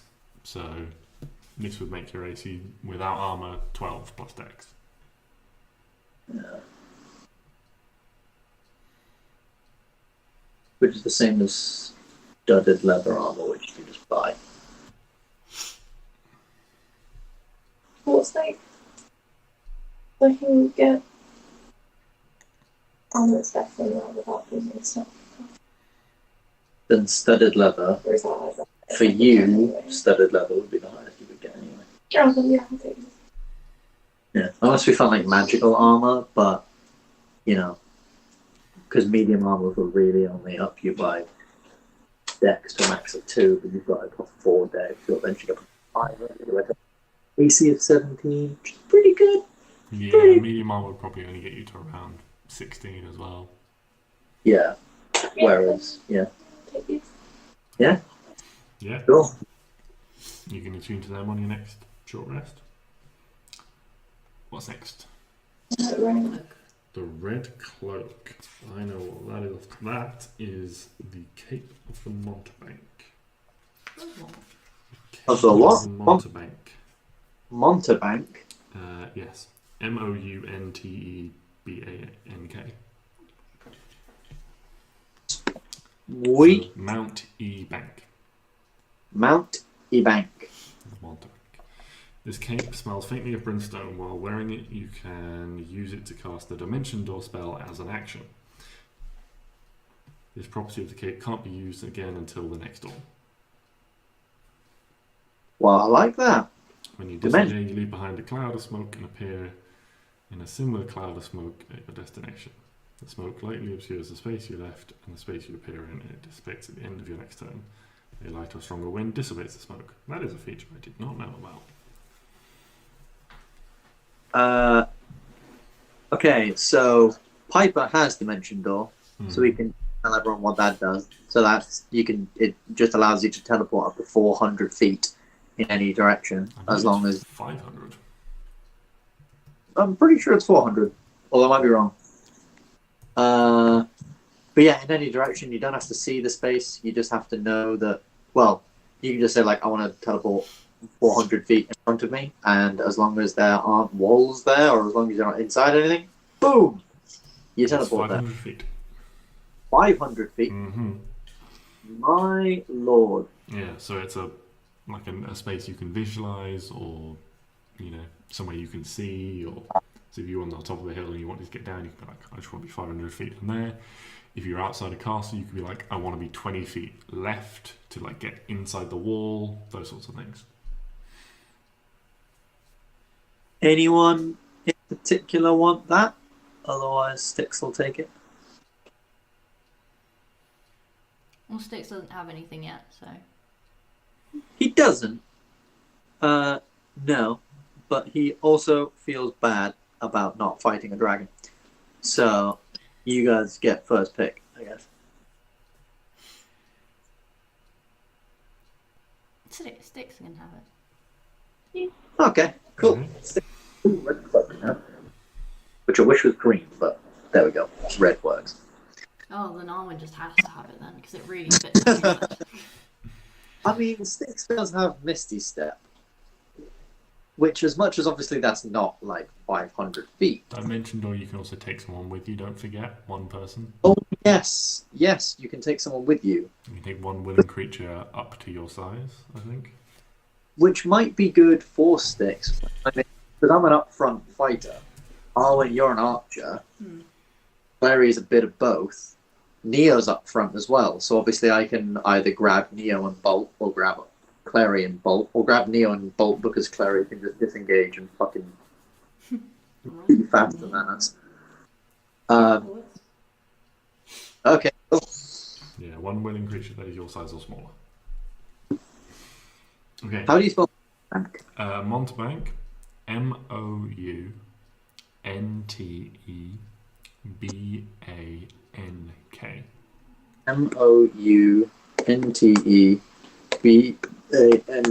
Yes, Mount E Bank. Mounty Bank. Sweet. What would you like to know about next? Dragons. The dragons. The dragon sword. Yes, which will presumably be under D for Dragon Sword. Probably. Let's have a look. Dragon Scale Mail. For swords, and then you Dragon go. Slayer. Say +1 sword. You get to attack, so +1 to attack and damage rolls. When you hit a dragon with this weapon, the dragon takes an extra 3d6 damage of the weapon's type. For the purpose of this weapon, dragon refers to any creature with the dragon type, including dragon, turtles, and wyverns. Cannot help but feel like we got this sword a little bit late. But yes. It's almost like the dragon that had a grudge against another dragon acquired a weapon that would help him take out the other dragon when the time was right. That's a good point. Yeah. Oh, and if you want that, you can take it. Mm-hmm. So no one can use it against my baby. Okay. That's a good point. Or Hugo will be the most lethal dragon in history. Like, imagine like Sif, the Great Grey Wolf from Dark Souls, but Hugo with a sword. Oh my god. But also he's got a really long dragon neck, so he's even more dangerous. Oh my god. Next up, we have the wizard's hat with the mouse and thing. Okay, that, off the top of my head, I know is a hat of vermin. Vermin? Yep. But you might like what it does when I can find it in this book. Does it give me lots of mouses? Where is it? Another project. Wand. Mouses in. Hat of vermin. This hat contains 3 charges. While holding the hat, you can use an action to expend one of its charges and speak the command word and summon of your choice a bat, frog, or rat. The summoned creature magically appears in the hat and tries to get away from you as quickly as possible. The creature is neither friendly nor hostile, but isn't under your control. It behaves as an ordinary creature of its kind would, disappearing after 1 hour or when it drops to 0 hit points. The hat regains all charges daily at dawn. Oh! You use that for Animal Messenger. Oh. We always have an Animal Messenger now, unless we need to do it like 3 times a The day. thing does disappear after 1 hour. Oh, fuck. I mean, if we're just gonna,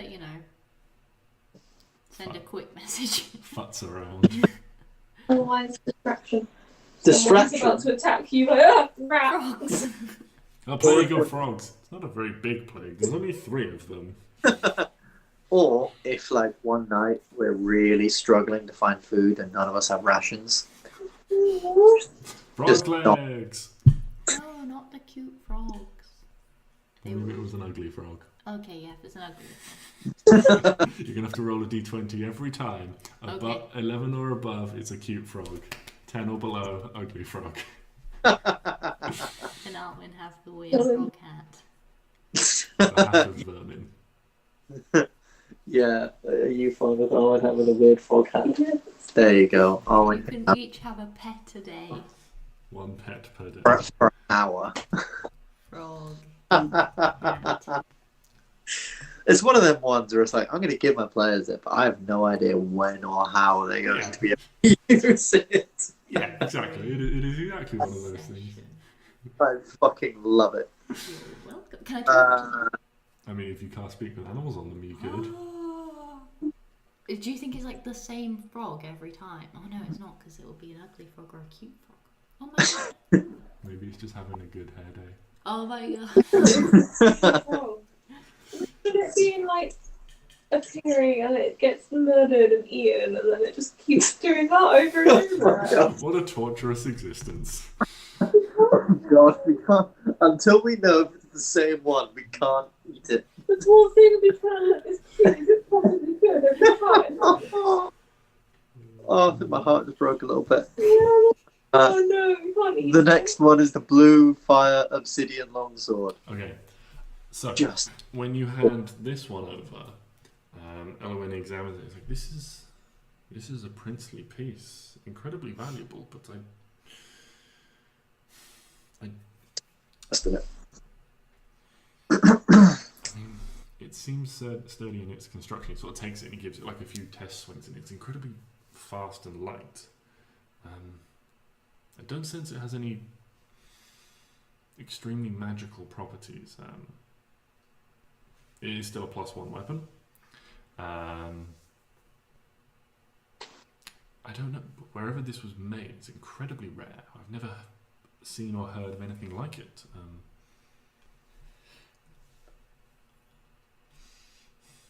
Let me see.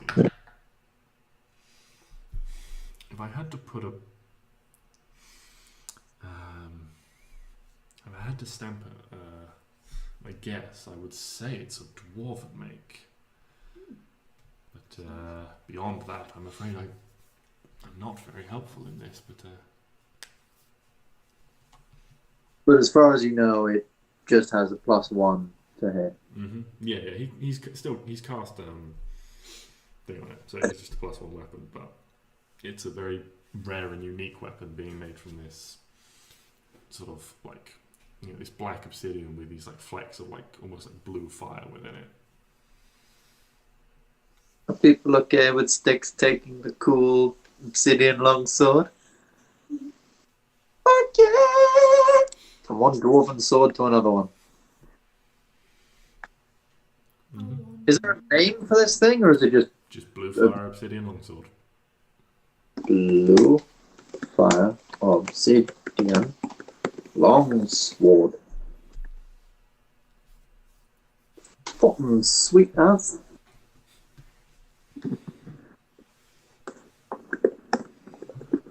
And then finally, it is the wand. You just put wand in here. Yep. So this wand is a +1 wand.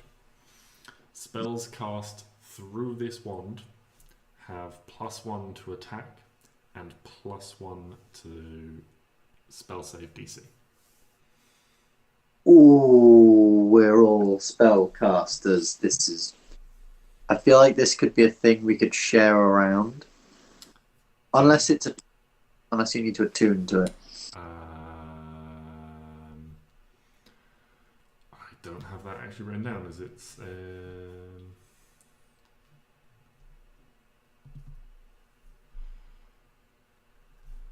I think for for the ability to actually affect saves and spellcasting things, it is an attuned item.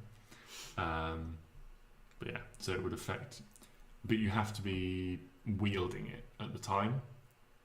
Right. Okay. So you can't just, you can pull it out. So like you could, but if you were using a sword and a shield Stix, you'd have to like put your sword away, pull it out, cast the spell you wanted to cast, and then. Right. I feel like Arwen, you're very spelly. Like you have you're a druid and a ranger, and you got lots of spells. I feel like you use them quite a lot. If you want, you can have it for the time being, and then we'll see sort of how much people use it and people want it. Mm-hmm. Yeah. So yeah, you have to attune to the +1 wand at some point. Cool. But if you're not wielding it, then you obviously don't get the benefits of it. Yeah. So if you were like firing with your bow and then like cast a spell, you'd have to have stopped, pulled it out, and use it to cast the spell.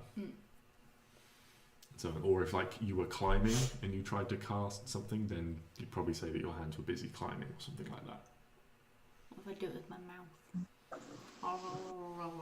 As long as the spell didn't have verbal components, you might allow it, yeah. Excellent. Put it between your teeth and just.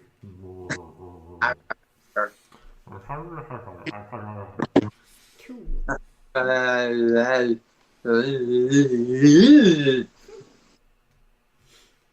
Cool. Wish and flip. 10 points to Gryffindor. Yeah. Okay. Cool. I think that's everything then. Does anyone want the potion of flying? Or I are you mean, selling it. I kind of think we should keep that. You never know when flying is going to be useful. I'll Like, chuck it in the group bag. yeah, like you two are pretty good at range. I have like produce flame, but I don't think Neo has anything. So I mean, Got a crossbow. okay, yeah, but we've seen how fucking useful that is. What do you mean? Neo with his +1 dexterity. Running up and down the That poor boy. forest road like a dickhead. Trying to fucking The man knows many spells. That poor boy. trying to fucking shoot the thing. The man can cast haste. He's great at that. That's amazing. Yeah. He does well with his +1 dex. Yeah, no, his range capabilities are limited at best. Okay, I took the 70 gold out of the party thing For identify. for identifying it. Okay. I would like to ask this guy if he has any items Mm-hmm. that might help with AC Mm-hmm. for a guy who wears armor, but doesn't like wearing like metal armor. So, because obviously I've lost my big fancy armor, so I wouldn't mind Mm-hmm. something, but just a fleeting question.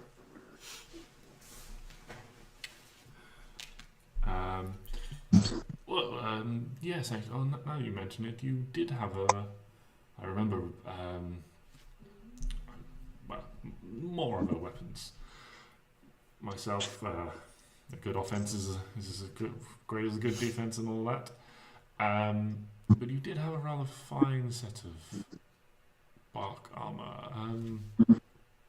I know of a few pieces that exist. They are quite rare, requiring a combination of both artistic skill and reasonably powerful magic to craft, as well as an extremely long period of time to make.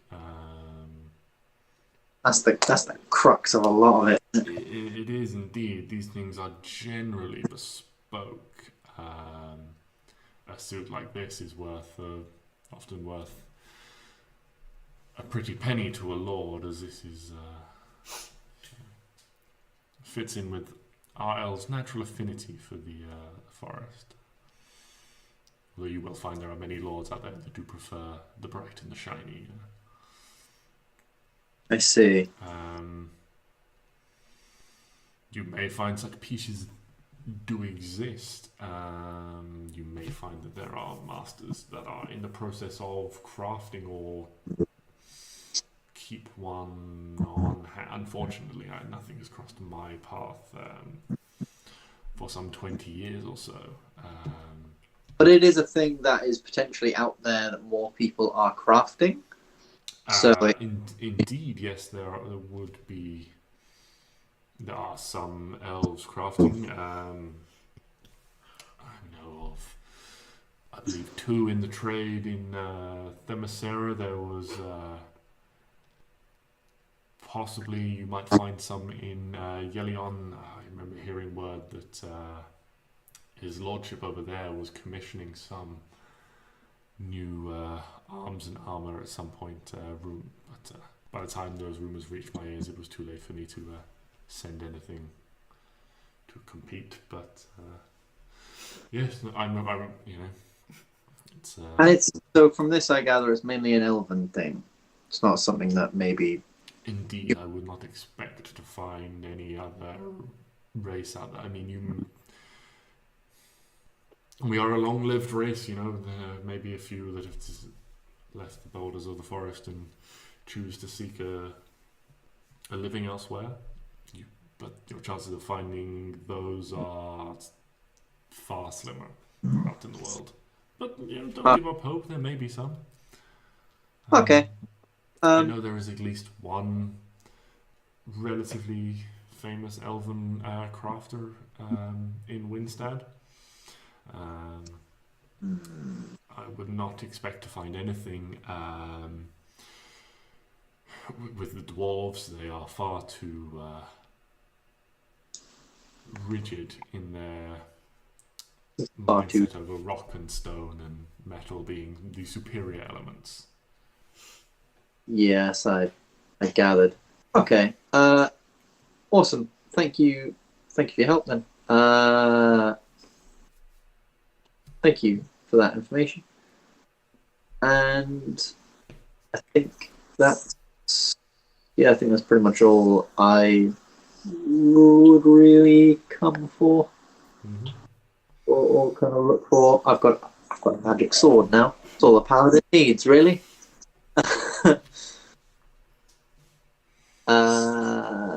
Yeah. And I think Piper's good. He's all right. Piper's saving his pennies. Mm-hmm. Yeah, he's yonder. No, but otherwise. Does this guy need any precious gems? Oh yeah. Does he need any precious gems? If we have a lot of precious gems, would you like some? I occasionally use precious gems. Yes, they can be used as gems are good for repositories of magical energy. You may see the things that often require, not always, of course, but it is far easier to imbue things that require charges, things that have multiple uses. Gems are excellent repositories for storing this energy. But so yes, and also they are beautiful and decorative. I do purchase some from time to time if you had some. Yes, we have quite a lot. How much would you be? We have up to, I think it was around 1,000 gold pieces worth. We would estimate. Other Piper then cuts in. Actually, my good man, I believe these would be worth much more. Hello, my name is Piperius. We took these from a dragon's lair, and my poorly learned friend here would not know of these gems. They were rooted deep within a dragon's lair and therefore took up much of its draconic energy, therefore meaning that they are much greater and more powerful than most other gems and much more shiny and beautiful, as they were hoarded of. And he just goes into a long spiel about how, because they were Interesting. I had not heard about gems from a dragon's hoard absorbing its power. But indeed, if they were coveted by such a beast, then they would surely be wondrous to look upon. Yes. By the way, this isn't Piper like metagaming stuff from Fizbans. This is him making up shit. So yeah, he's just fairly confident that. Well, yeah, he'll like take a few of the gems from you and examine them and show them out. And I guess this is where we say, make a persuasion check, as I'm sure you've been dying to do. Yes. I was kind of hoping for a deception check, but persuasion will do. You want to try it? It's more. Oh fuck! Stix has better persuasion than Piper. Oh dear. What is this? Well, before you do so, if any of your other companions, never mind. I was going to say would like to chime in and give you advantage, but a 24. Oh, Yeah, so Strike know lots about draconic stuff. Yeah, so he looks over a few of them. A few of them are very nicely cut already. A couple of them are a little bit rougher, but you sort of try and like keep those towards the back of the pile. And he looks through and he's like, yes, for these.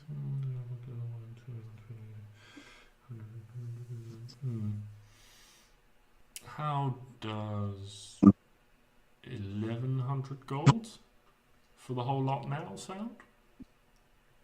1,100 gold for the whole lot. Sounds mighty fabulous, good sir. A couple of projects like these, a couple of these in particular would be almost perfect for. Yeah, and he goes down and takes out a chest and like it's like a tiny little like matchbox chest.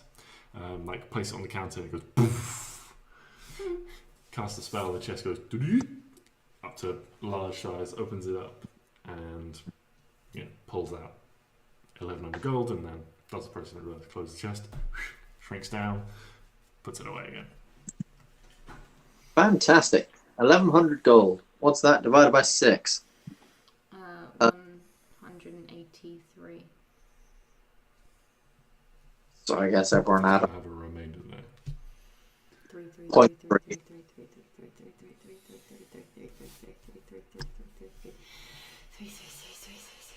Okay, so what do you say, 183? Yeah. So a remainder of 2. So you could put, everyone could get 183 and you could put 2 in the party fund? If you want. Yeah. Why not? Up to you guys. Oh, Piper's rolling in it now. Fables 2, Electric Boogaloo is going to come on dandy. 183. That's 100.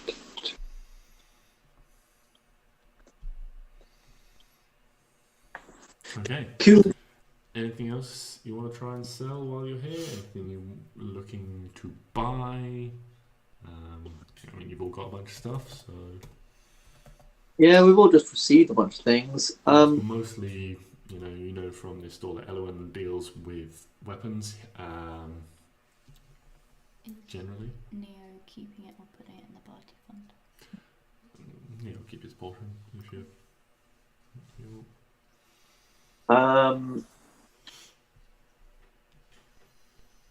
I think I'm good. Stix got a sword. I don't think he needs anything else. I need to remember to change Stix's intelligence back because it's sad. Intelligence. Oh, it's actually 17. Look at that.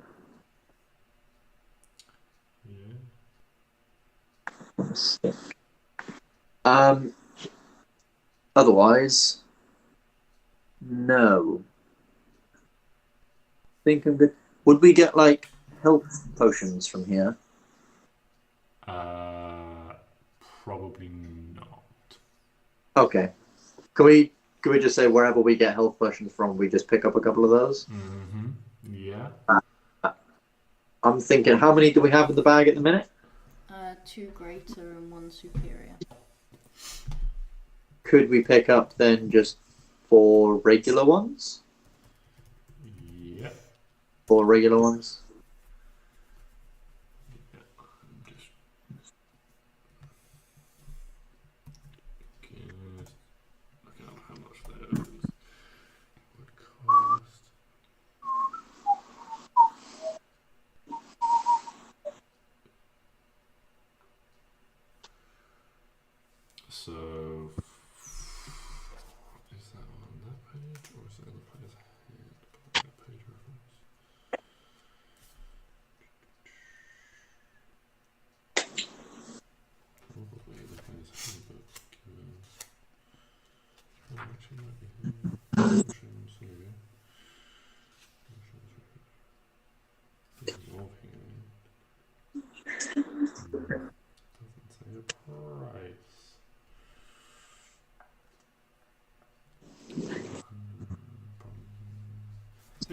each.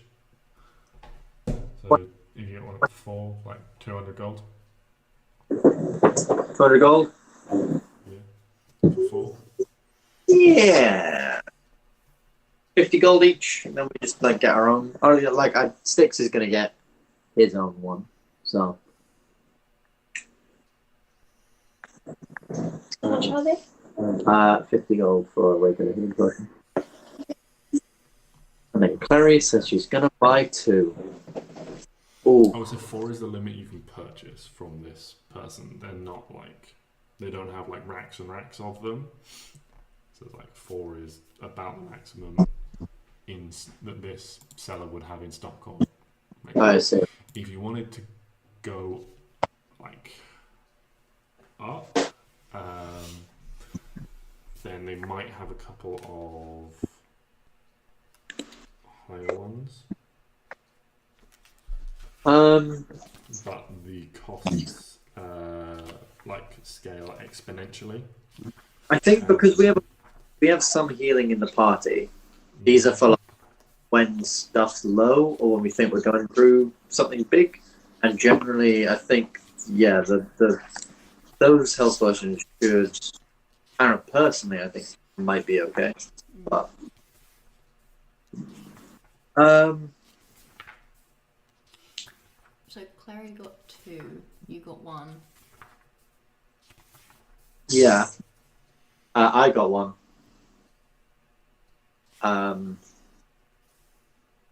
Good. Yeah. Would you happen to have anything in the way of a magical shield?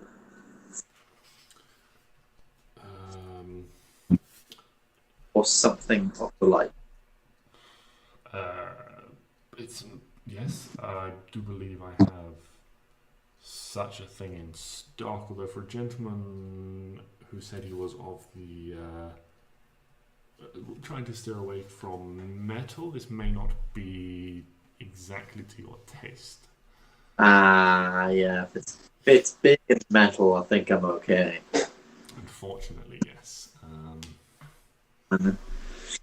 Oh, never mind. In which case, yeah, Stix is done. And Piper's done. Okay.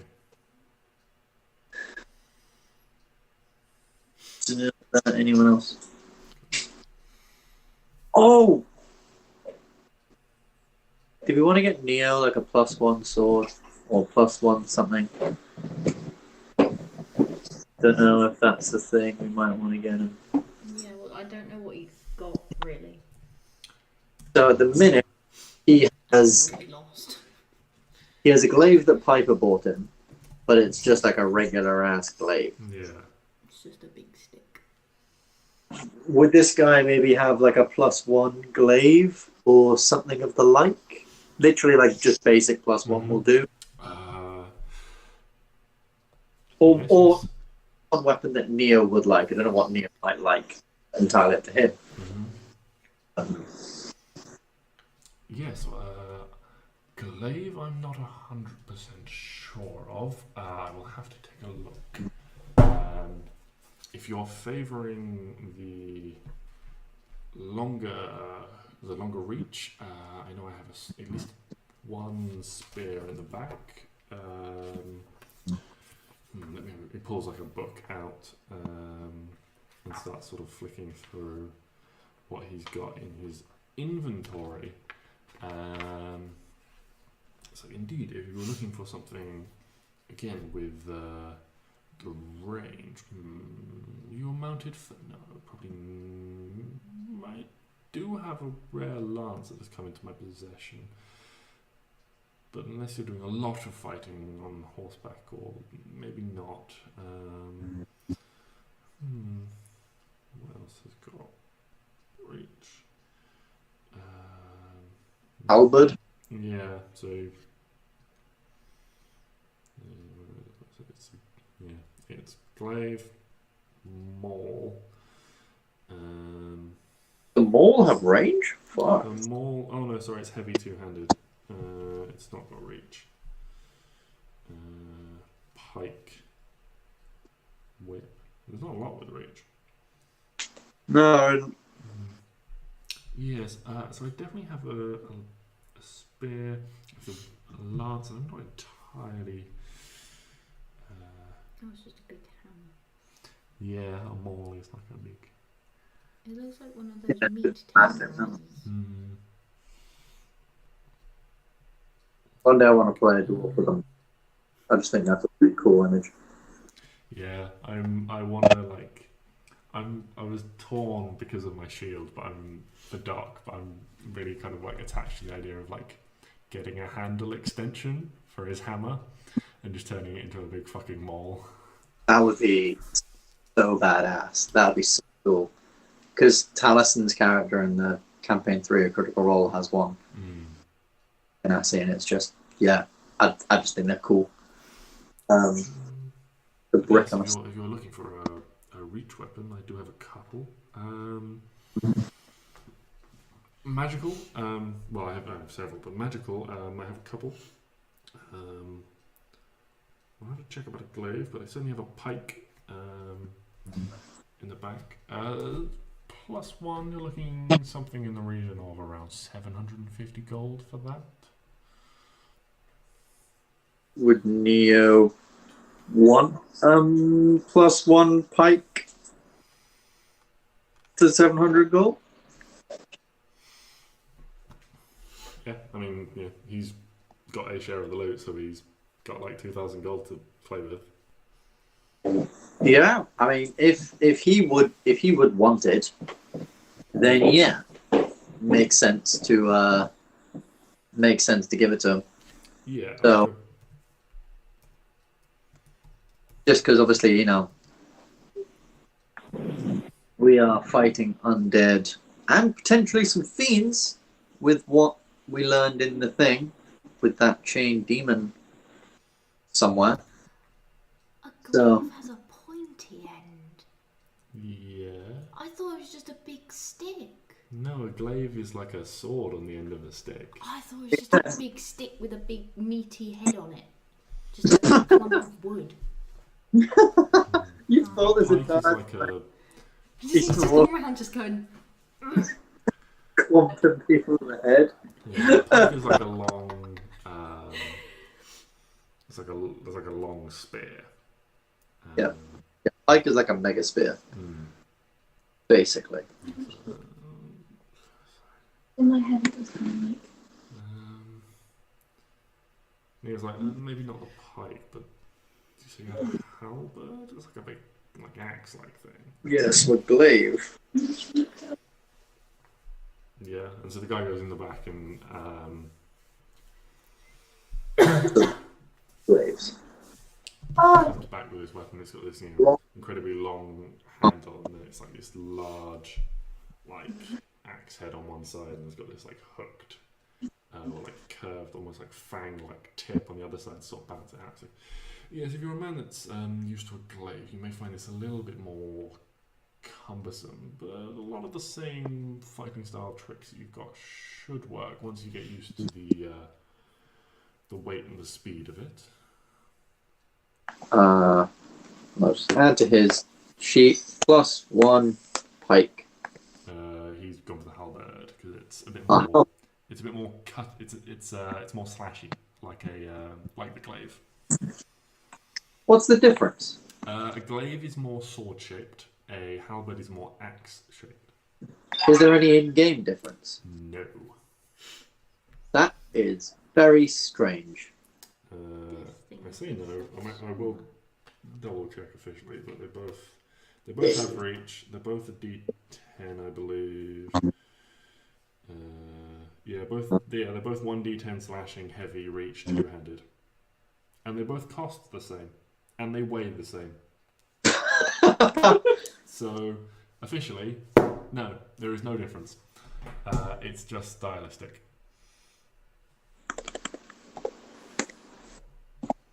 Neo's halberd, strength, magic bone. Halberd was a fish. That's a halberd. Is it 1d10 1d10. plus strength, slashing? Yeah, it's like a Halberd. halberd. That one too.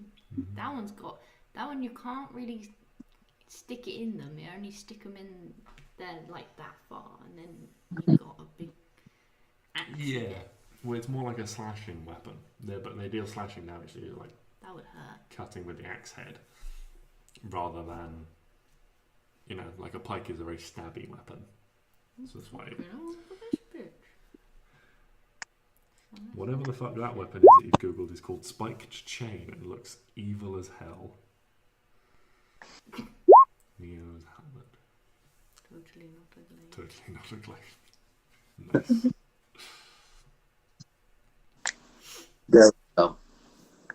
It's all set up. Oh. Yes, and then make sure you take off 750 gold from Neo, which you've done. Excellent. Yes. Cool. Well, anything else that anyone's after while they're here, or shall we move on I'm good.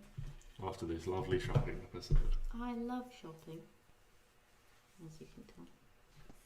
How do you do with your lightsabers? My weapon shopping. Oh, so the cloak of the mountebank, the Yes. fog created. Hmm. Large an area of fog is that? 5 foot. It's your space. Okay, cool. Oh, I didn't listen to it. Cast dimension door Oh, right, yeah. per day creates a. It's in the DMG Ben, so you can find the exact description online, I'm sure. But yeah. So, where would you like to go next? Helena's off. Oh yeah, only. She's going Yeah, to the library. Yeah. Cool. Yeah. So, Out, lads. as you guys come out, Helena decides to peace out. You know, she's got a bunch of loot, a nasty new axe, which she's not proficient with, but Hell no. I don't think that's going to stop her somehow. You can yeah, train. This will make And me proficient. And as she starts walking away, she like unslings this great axe and immediately you almost just starts holding it up to her ear, and an uneasy feeling fills all of your hearts, but you're not sure why. Always proud. Elena, you've been terrible to work with, and as your punishment, I'm coming with you. Good lord. I'm joking. I'm not A coming with silent you. scream fills Piper's head. You have been absolutely terrifying to work with, but you know what? In the end, you'll do.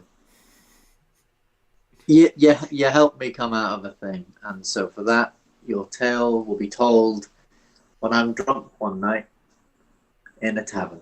Excellent. I can't wait to hear it from another much better bard one day. You know, I was going to give you a token, but I feel like that's just no. Okay, fine. just fucking go back to the land of shadows and no one can fucking see it.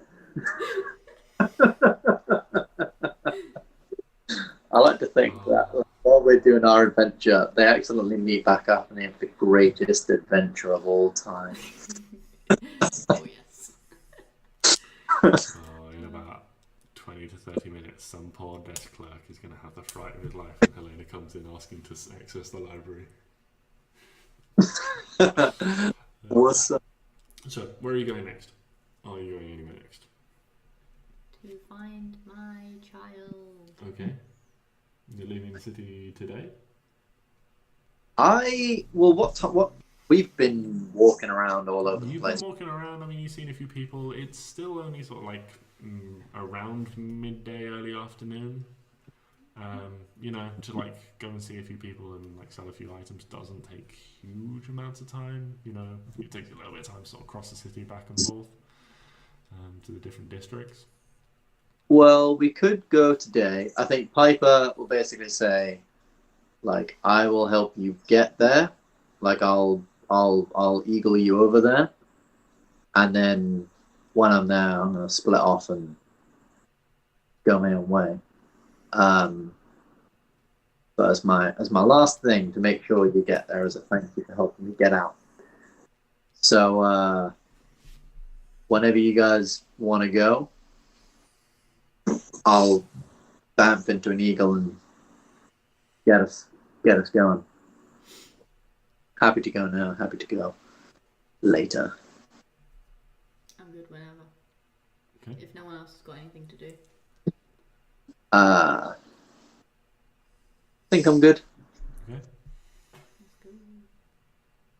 Alright then. So, using your new favourite travel method, you Piper transform with polymorph into a giant eagle.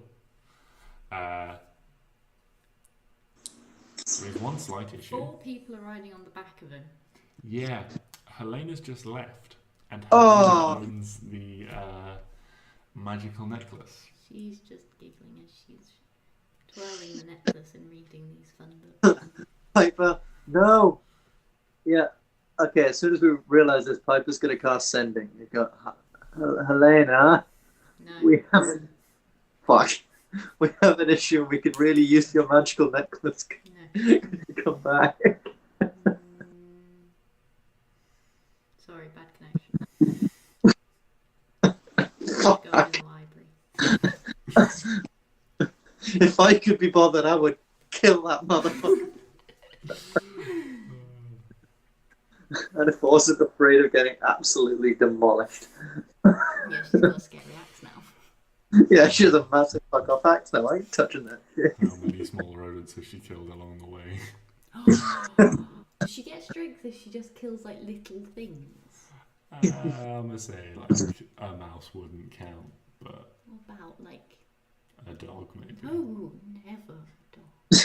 I mean, the XP adds up somehow. A rat is technically a CR0 creature, but it gives you like 10 XP.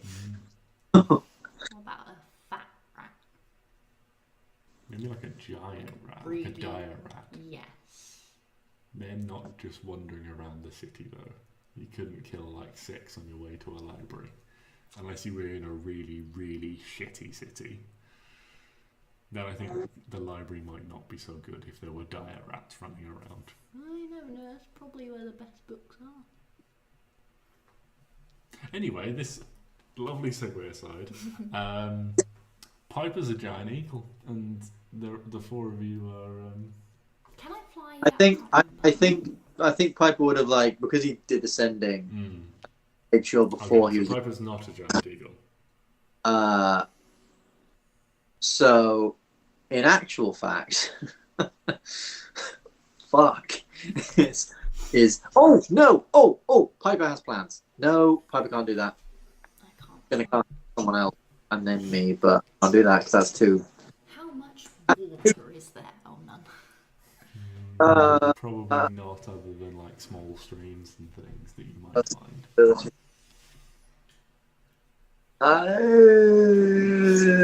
We have found ourselves a problem here Can I have the handbook? because I can take off with 3 fucking people.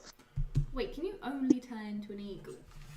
I mean, that's the biggest thing I can turn That's into. the biggest flying creature you can turn into. I mean, I can also turn into a T. Okay. So, Just saying. Why don't we buy a cart and then I will turn into a horse and Arwen turns into a horse and we ride. and Elvis. Oh yeah, I know. Duh. Jesus Christ. And Lloyd Cedric. Yes, and Lloyd Cedric. And Lloyd Cedric. Oh my god, that'd be so much easier. Why have we not done this before? This seems like such a smart idea. Because we're all broke. That's a really good point. You were all broke. We were All all got broke. like $2,000 now. I mean, do we want to do that? Do we want to get a cart? That might Yeah, why not? not be a terrible plan. And plus, we wouldn't even have to have me and you, just like Lloyd Cedric and Elvis, Yeah. and then swap. Yeah. I mean, we wouldn't need to swap. I mean, I don't think my thinking, like Elvis and Lloyd Cedric, they don't need sleep No, they don't. or anything like that. So we could theoretically ride through the night. Yeah, let's get a cart. I'm assuming they might get exhausted. Yeah, I must say they do No. need rest. Yeah. Okay. So, okay. Yeah. Because they are fey creatures, but they are still creatures. Yeah. Okay. That's fair enough. Okay. So I guess let's go and buy a cart. I'm excited. We have a bandwagon. We'll have a base, a moving base. Oh my god, this is so cool. That'd be awesome. Oh my god. We could outfit it. Oh, we have spikes on the wheels. Oh, spiky wheels. I said that way too sexually. I'm so sorry. Oh my god. Okay. Well, what sort of transport are you after? You can have a carriage, a cart, a chariot, or a wagon. What is the difference? So a carriage is like... And by that I mean price. So a carriage is, well, you know, a carriage like has like a roof and an interior and stuff, and you'd need like a driver and what have you. Okay. I feel like we need a carriage. You know, carriages for like fancy folk. So like the driving position's up high and all of that. A cart is basically like a skip on wheels. Excellent, we love that. With a bench seat. Yeah, love it. A chariot, you know, it's like classic like Greek or Roman chariot You style. could only probably fit one person. You can fit, I'd say you can fit two on a chariot. Okay. Chariots would probably be quicker, you know, but it's up to you. You could get two chariots and then race them. Spiked wheels and all. Yeah, or you can get a wagon. Which is? A bigger cart. Just looking at this, I'm guessing. Does it have pictures? It doesn't. What? I'm leaning towards wagon. Wagon costs 35 gold. And it has a thing for weight, which I'm guessing is like how much it weighs. I don't think I need to pick it up. Which I guess pertains to the amount of pulling capacity you need for it. Yeah. For example, a single draft horse can pull or has a carrying capacity of 540 pounds, and if you've got a wagon that weighed 400 pounds, you then probably couldn't put a person in it. So you'd probably need two, and so on. 2 horses. Yeah. Oh, okay. So I'm looking up like a medieval wagon, right? Do you buy a wagon? Do you mean something like that? Oh, yeah. So it's just a cart with a little roof. So it's a cart. It's a slightly bigger cart with a roof. Yes, I think that. Because Yeah, we don't I want like a coat. What's it called? A carriage. Carriage. We don't want a carriage because we'll get mugged. Exactly. We want like something kind of crappy that just covers our heads and it's okay. We've all got bedrolls. Just stick the bedrolls in there. Sleep on shit. There'd be like plenty of room for all your stuff in there, especially because you've got the bag of holding. So. Oh, I like this. Yeah, let's get one of them. Well, you can call it the something. We'll figure it The wagon. The wagon. The wagon. The wagon. We'll workshop it. It's fine. But we'll put words. She can't read. No. We'll put it on like a number plate, and it'll be like TH3 W4 G0N. Love it. Love it. Boom. Okay. The wagon. It's beautiful. I've missed this. This shit makes me so happy.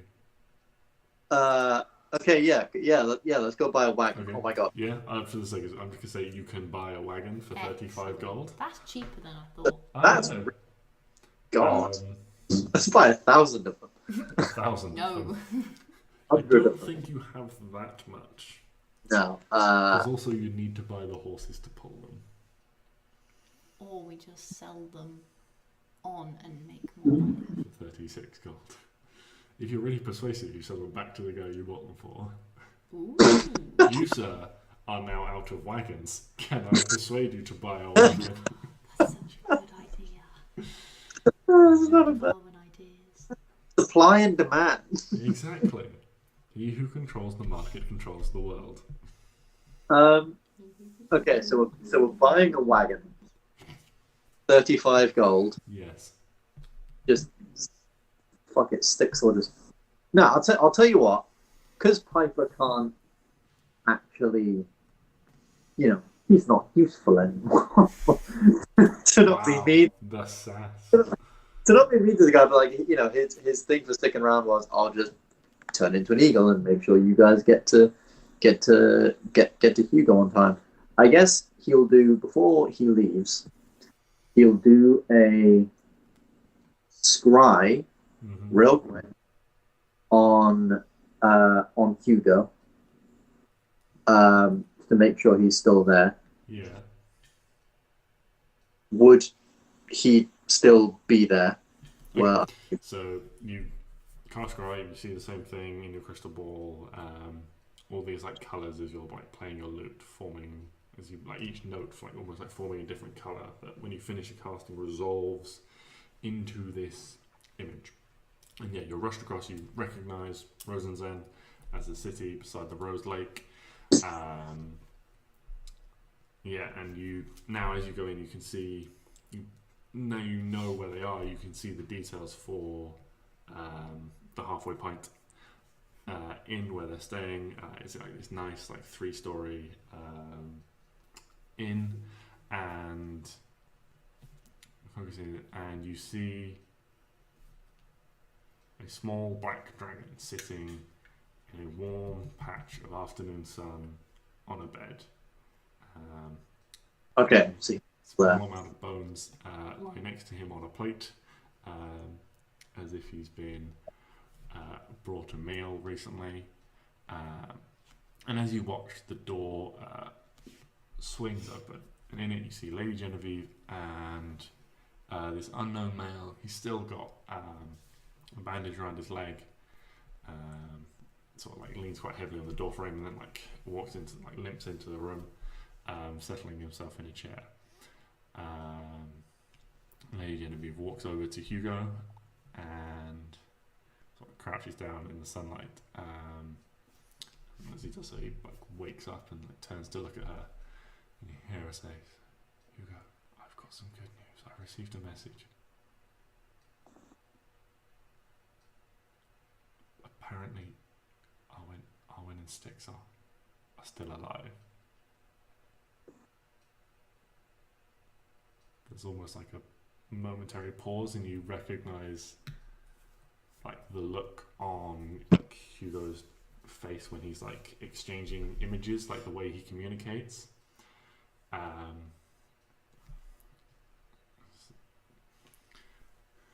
Lady Genevieve just says, "I'm not sure. I hope it's true.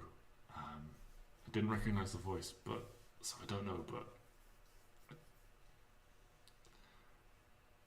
I don't know if I don't know who it was, but apparently they knew me somehow, so maybe hopefully they've been speaking to the others, and well, I guess we'll find out they said to stay here, so I guess we can just keep enjoy what's left of the festival, and we'll find out in 4 or 5 days." And there's just a series of like small little like chirpy roars, and Hugo's like wings like start flapping, and he like jumps about the bed.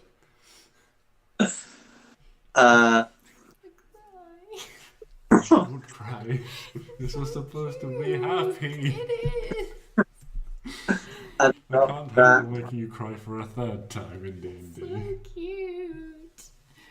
and after that, I will send what's something I could say to her that proves it's you guys, that proves that I know you guys.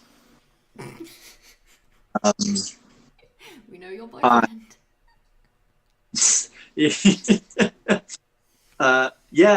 Okay, so so Piper's gonna say,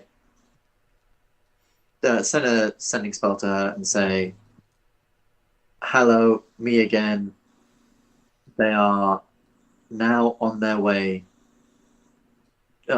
Hello, me again. They're on their way. Stix says, "Sorry for interrupting that date. Give Alea a promotion And Arwen a sleepover. and Arwen a sleepover." Peace.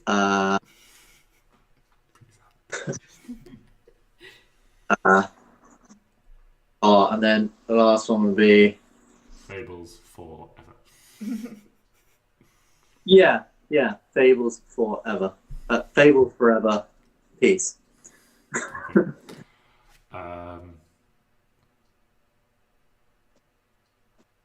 The response you get is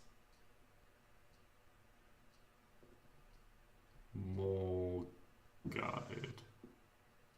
It's like, what should you say?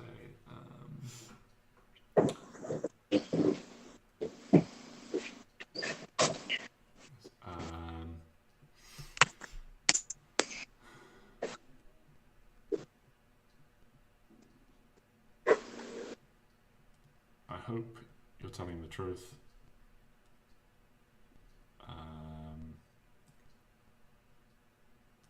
We'll be here until the end of the festivals. There was no date.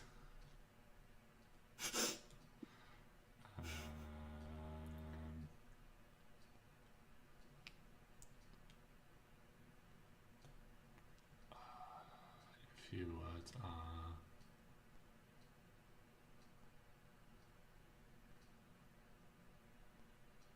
tell Owen she's not my type. Oh. Oh. She thinks you're hitting on her.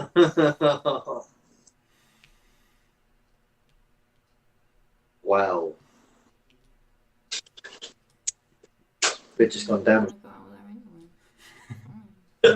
Not even worried about it. I don't care. You care. Oh, I'm sorry, that might have been a bit mean. Okay. I think when retelling this, Piper leaves out the "she's not your type" bit, Okay. and it instead says she's really looking forward to it.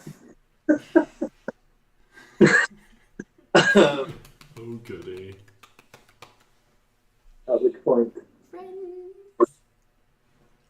says, "How do you do? So long. If you ever see a circus or show pop up near you named the Fables, tell the person at the door who you are, and you'll be letting free every damn time. Thank you again for saving me. That was, I know I'm not the easiest guy to be around, but thank you for tolerating me as long as you have. Thank you for helping me overcome my fears of a massive fuck off dragon. I'm pretty much terrified of you all.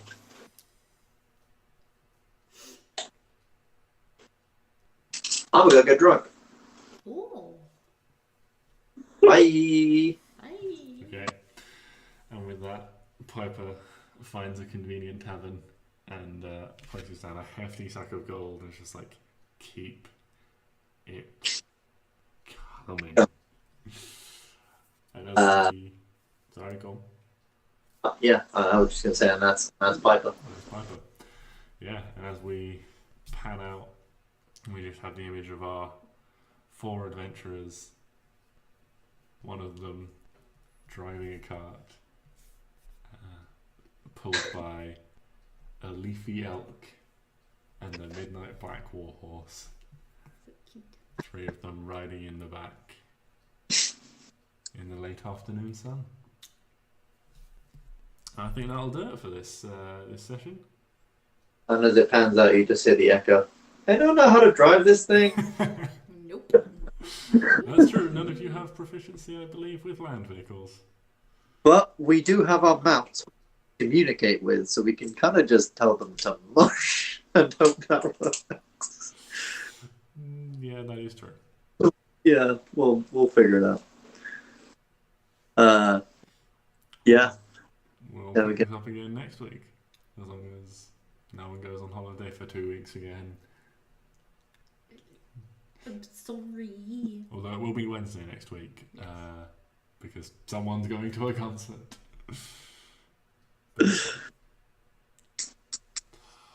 Until next week.